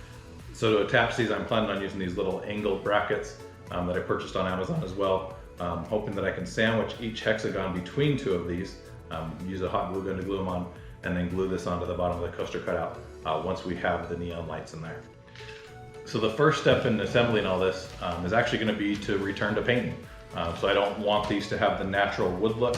My thought process here, I want to use black for the face and the back of this, and then I'm going to use the neon green that we used before, or the lime green, to paint the inside edge as well as the outside edge. Eventually, when we get done with painting this, I'm going to take the EL wire and I'm going to run it along the inside edge of the hexagon. I'm going to use a hot glue gun to attach that inside, but that's going to be able to create our hexagon structure. And then we'll put all four of these together with the lights, and then we'll attach them to the coaster. So like I said, the first thing we're going to do is we're going to start with the black paint. We're going to be able to use a pretty big brush since the front of this doesn't have a lot of detail on it. In the end, we may add a little bit more detail after we've got the base coat on. We'll get our black paint here ready and just start painting.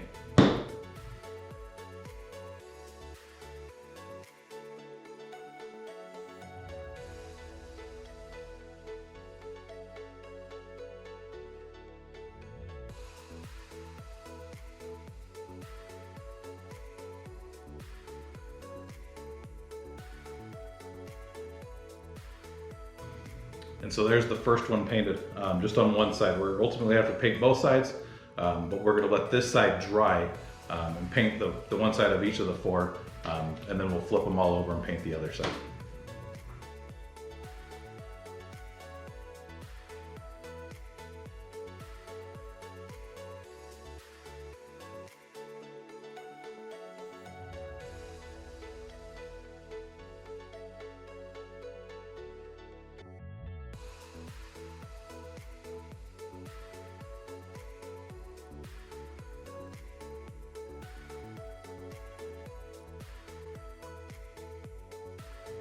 So there we've completed the first side of the four hexagons. Now it's going to be time to flip them over and paint the bottom. Now resting in the paint on the table, ultimately they may have a little bit of black on them, but once again we're being a little bit sloppy here, just because it is just one color at this point that we're just brushing on as quickly as we can.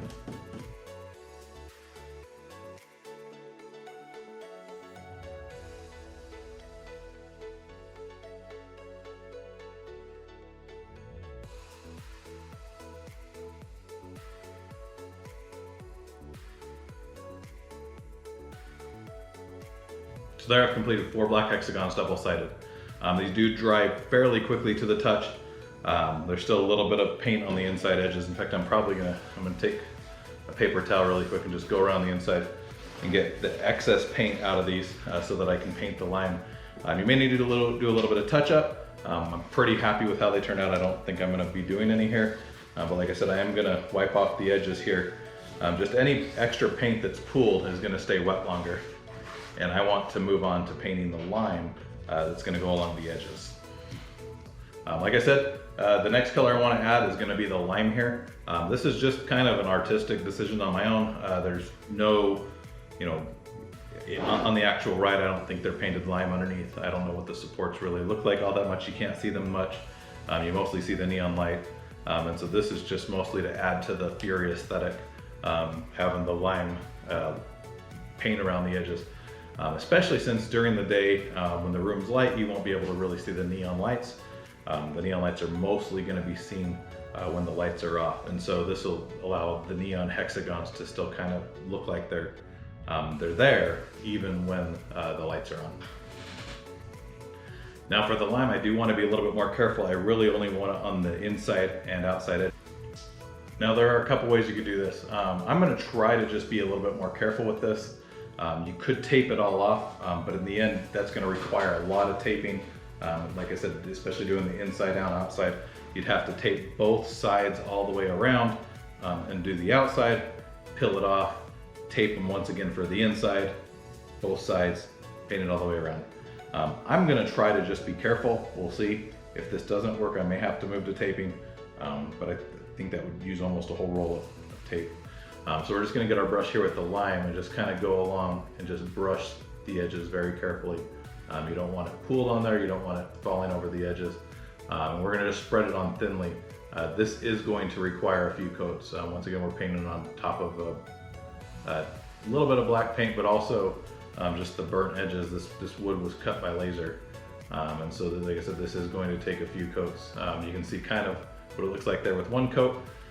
We're just gonna continue around on here until we get to the other side.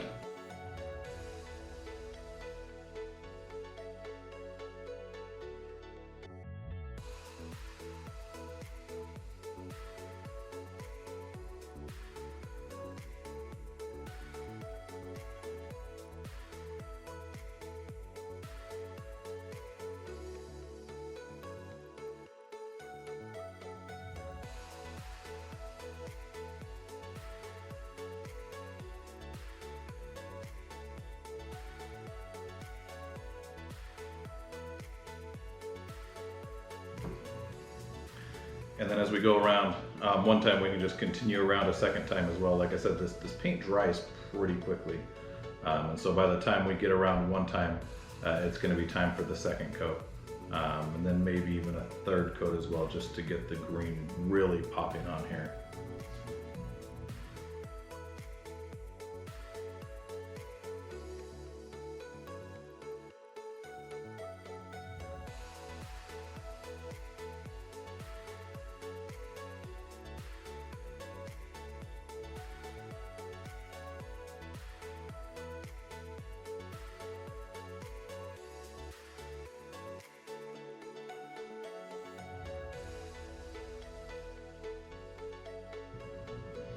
So there we've gone around a few times. May have to do a little bit of touch up with the black on the front. I still think this is probably an easier way to do it than taping it off. You can kind of see the black hexagon with the lime. I'm gonna switch over and do a second one now.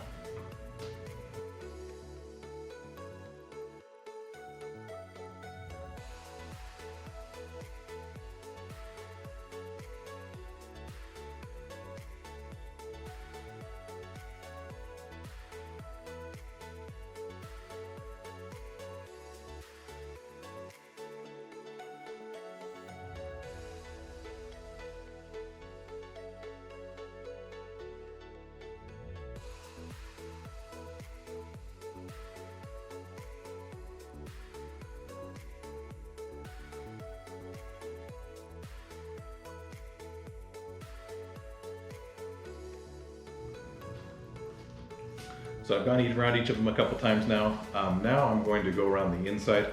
You also notice I did get some green on the inside, or on the black part that I didn't want. In the end, we're going to go back over the black and have to touch some of that up. That's okay. But now that I've done the entire outside edge, I'm going to go around the inside and paint all of these lime green as well. I probably don't need as many coats on the inside. Once again, this won't be as visible, especially with the neon lights. I just kind of want any of the unpainted edges to have some color there.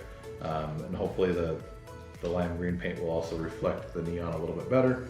So we'll just kind of go around on the inside here and do one coat all the way around.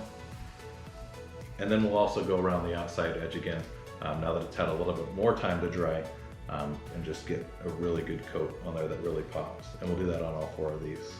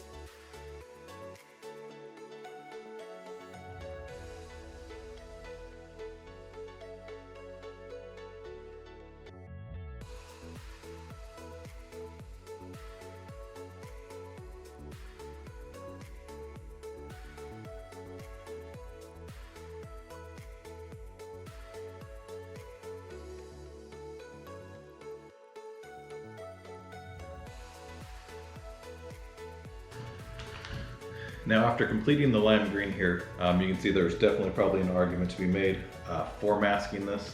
I didn't, and so, and I still don't know if it was the right thing to do or not. There's definitely a lot of black touch-up that now needs to be done.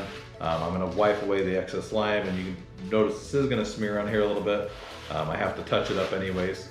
And so I'm gonna wipe away, like I said, the excess lime so that it won't stick to the paper anymore. And also, just so we can start painting black over the top of it.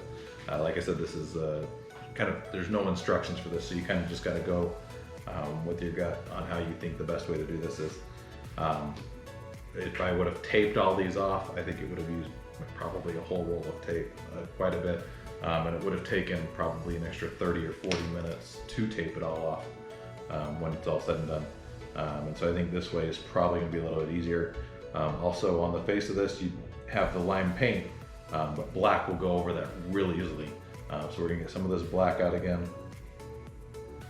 And this time we're gonna use a smaller brush so that we can just kind of go right up to the edges. We're gonna do the second coat of black a lot more careful because we don't want to go over the edges now. So like I said, we'll just kind of go right over the top here, right to the edges, just do another coat of paint over this whole thing. Cover up the lime except for on the inside and outside edges, and then we'll continue to that point.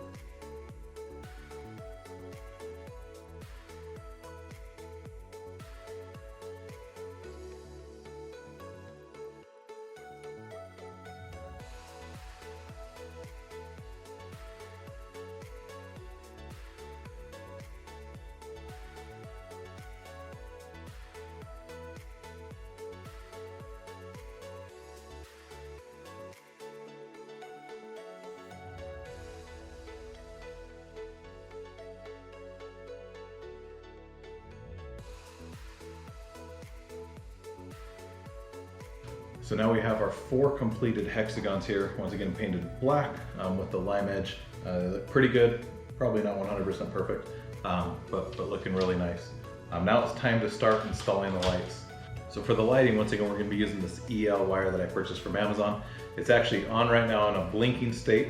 It's very hard to see here. You may be able to see it in the video, I don't know if you can or not, but I have it that way because the instructions say that you should be able to use hot glue to install it, but I also want to make sure that that doesn't cause any damage and cause it to stop working, because if it does, I'll have to find a different way to install it. Now to install it, I'm actually going to start at the bottom edge of one of these hexagons in the middle. You don't want to start in a corner or anything, because at the end you're going to be mounting this in the middle, and so you want where the wire ends to be in the middle so that you can extend out to the next hexagon. So like I said, we'll just start down here on one of these. And I have the hot glue gun here ready as well. And so I can just kind of hold this here in the corner and then take the hot glue gun and just apply some glue against the wood and the wire. And we'll hold that in place for a second till it dries so that it doesn't come off. And then we'll just continue around on the hexagon and apply this all the way around.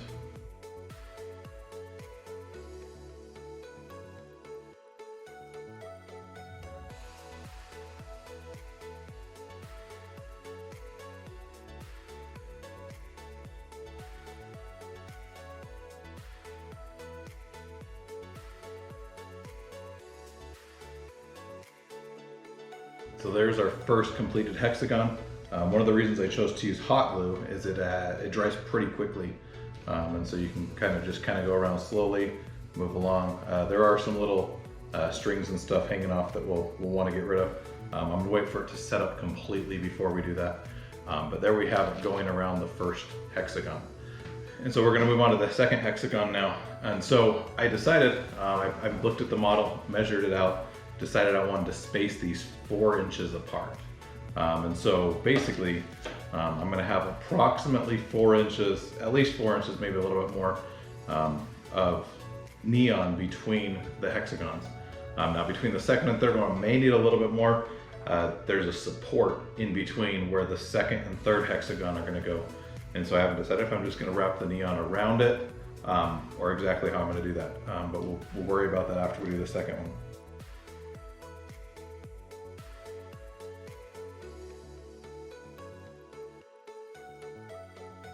So to do the second one, I've measured out 4 inches, and I've also given myself a little bit of leeway here so that underneath these can be spaced out, you know, like I said, 4 inches. And then I'm just gonna start going around on this one as well.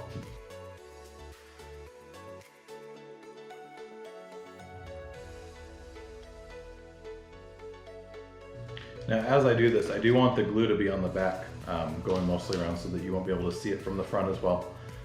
And so what I'm gonna do now, I've started that piece right there, but now that it's started on the front, just underneath, I can flip it over and kind of come around here to the back and finish going around the rest of this.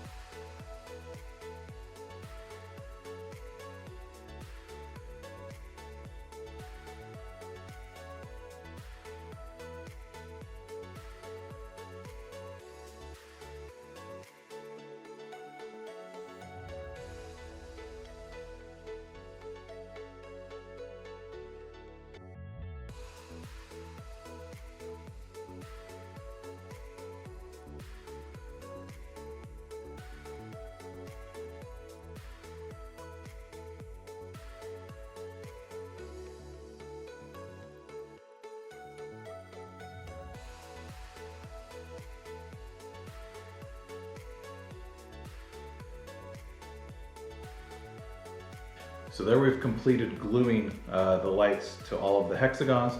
Still need to go around and clean up a lot of the loose strings and stuff.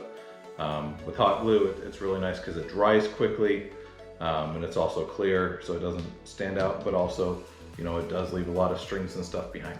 But at the end, you know, it definitely won't even be all that visible once we get this all cleaned up. So how does the neon look in the dark? Let's check it out. Hopefully you can see from the video, but these actually look pretty good. Like I said, these are just our light up neon hexagons that are now going to go on the track. So the last step here before I add the lights onto the actual coaster is going to be to put our mounting brackets on. Now, as I mentioned earlier, I have these plastic brackets here. I purchased these from Amazon. And so my idea here is that I'm going to sandwich each side of the black honeycomb or black hexagon with one of these. So one of these on each side. And then ultimately we'll have the flat surface on the top that we can then glue this onto the bottom of the coaster. Now I'm going to be using hot glue for this as well. Maybe other ways to do it. Hot glue is probably the easiest way for me to do it right now. So I got my hot glue gun here all warmed up. So to put this on, we'll get some hot glue, put it right here in the middle of this black hexagon. Probably pretty liberally here, we'll put quite a bit on there. And then we'll grab one of these brackets and just press it on right there in the middle, line it up with the bottom so that everything's all lined up. We want everything to be level. We'll get that pressed on there, like I said, right in the middle, right where we want it. And then we'll flip the piece over, put some glue on the other side and repeat. And so that's going to give us our mounting bracket right there on the hexagon. And so we'll repeat this on the other 3 hexagons as well.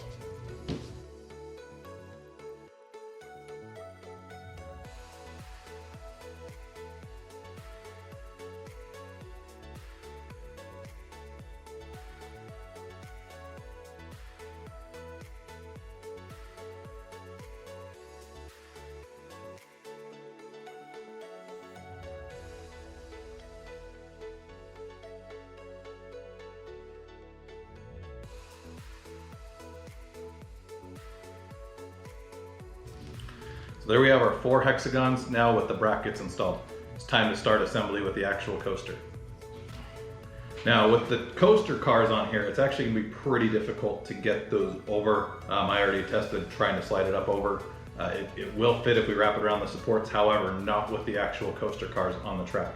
And so because of that, we're actually gonna slide this forward and remove this from the track. So if this is something you wanna do, it may be easier to do it, you know, while you're doing the earlier assembly, but you know, I don't anticipate this is something that a lot of people are going to be doing. But I'm going to quickly remove each of the cars from the track here, or at least most of them. I'll probably just take them all off, and then we'll add on the hexagons.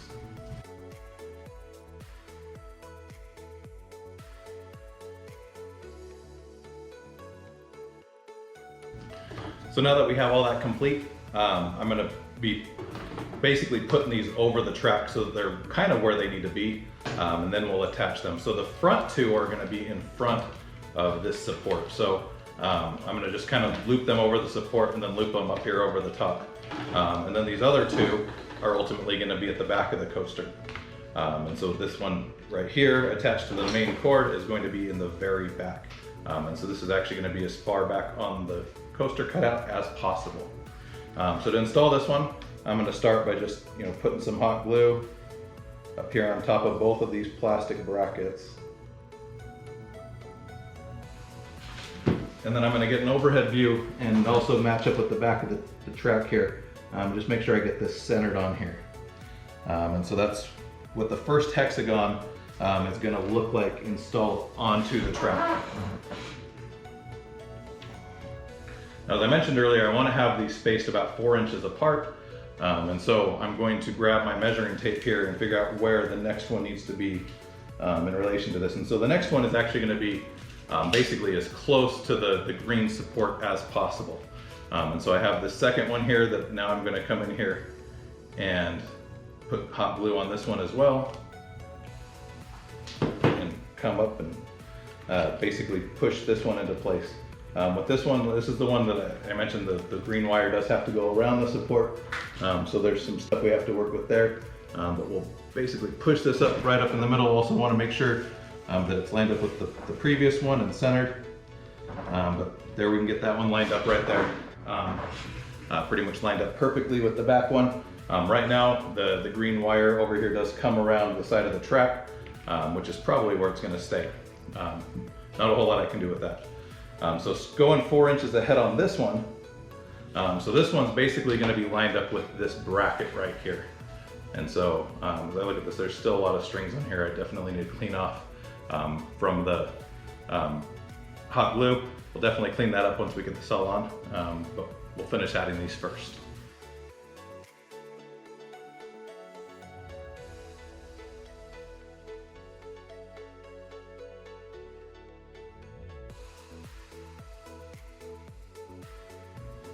And then once again, moving forward 4 inches, measure where we need to go. That's gonna put us right here about this cross tie right here.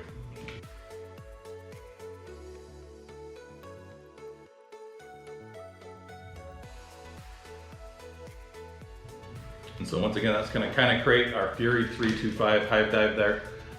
May need to do a little bit of straightening here, and then add some extra hot glue in there just to support stuff. This one looks like it's a little bit crooked. For some reason. So we'll work on that. Then I'll also work on cleaning it up really quick, and then we'll proceed to that point.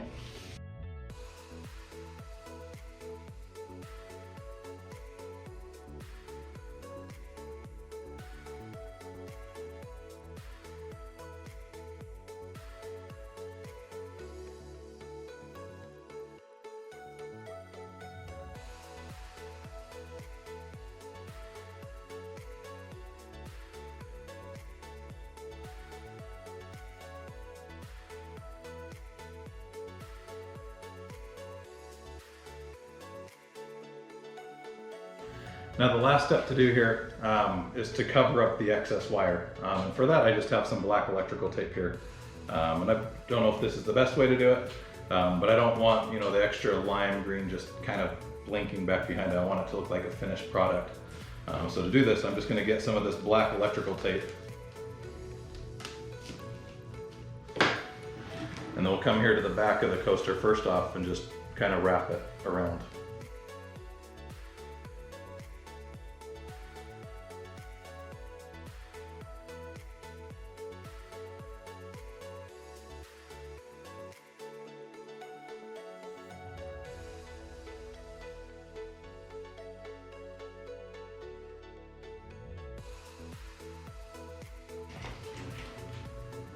So now that that's all attached, it's just time to put this back on the track. So we'll do this the same way we did it before. We'll just start, with the back car, slide it on, and then grab one car at a time and slide it back. Be a little bit more difficult this time since we're working around the hexagons here. We just need to slide it through there.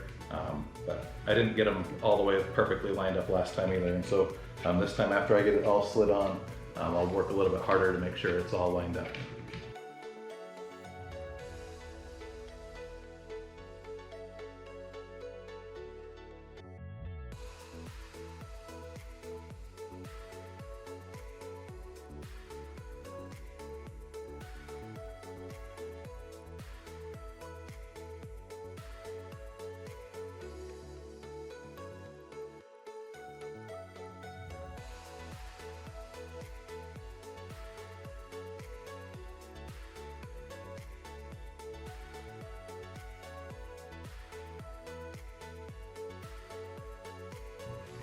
And there we have the completed kit, as you can see, with the hexagons, with the lights, with everything. Let's see what it looks like in the dark. So as you can see, we've created the Hive from Fury here. Ultimately, it looks really good. Really happy with how this thing turned out. I'm going to try to turn my other light back on just a little bit dimly, so there you can kind of see the coaster, but still with the neon lights. Looks really good. I'm really happy with how this turned out. Once again, this kit is available from CoasterDynamix directly, just the generic B&M model. If you want just the Fury Elite car, get that from Carowinds with the design already on the front.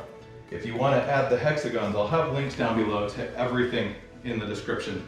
So the wooden hexagons I bought, the EL wire that I purchased to run along there, and so forth. And so you'll be able to see all that online and purchase that if you want to add that to your kit as well. I hope you enjoyed watching this video, and I hope you learned something from it. If you do end up purchasing this model, I hope you can do something cool with it as well. Like I said, I did Fury here, but there's so many other B&M Hyper Coasters that would be great. You could do, Mako or Raging Bull or whatever your favorite B&M Hyper is. Just find a way to give it a little bit more style.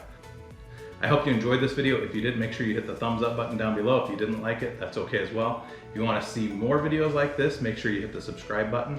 Thanks for watching and have a great day.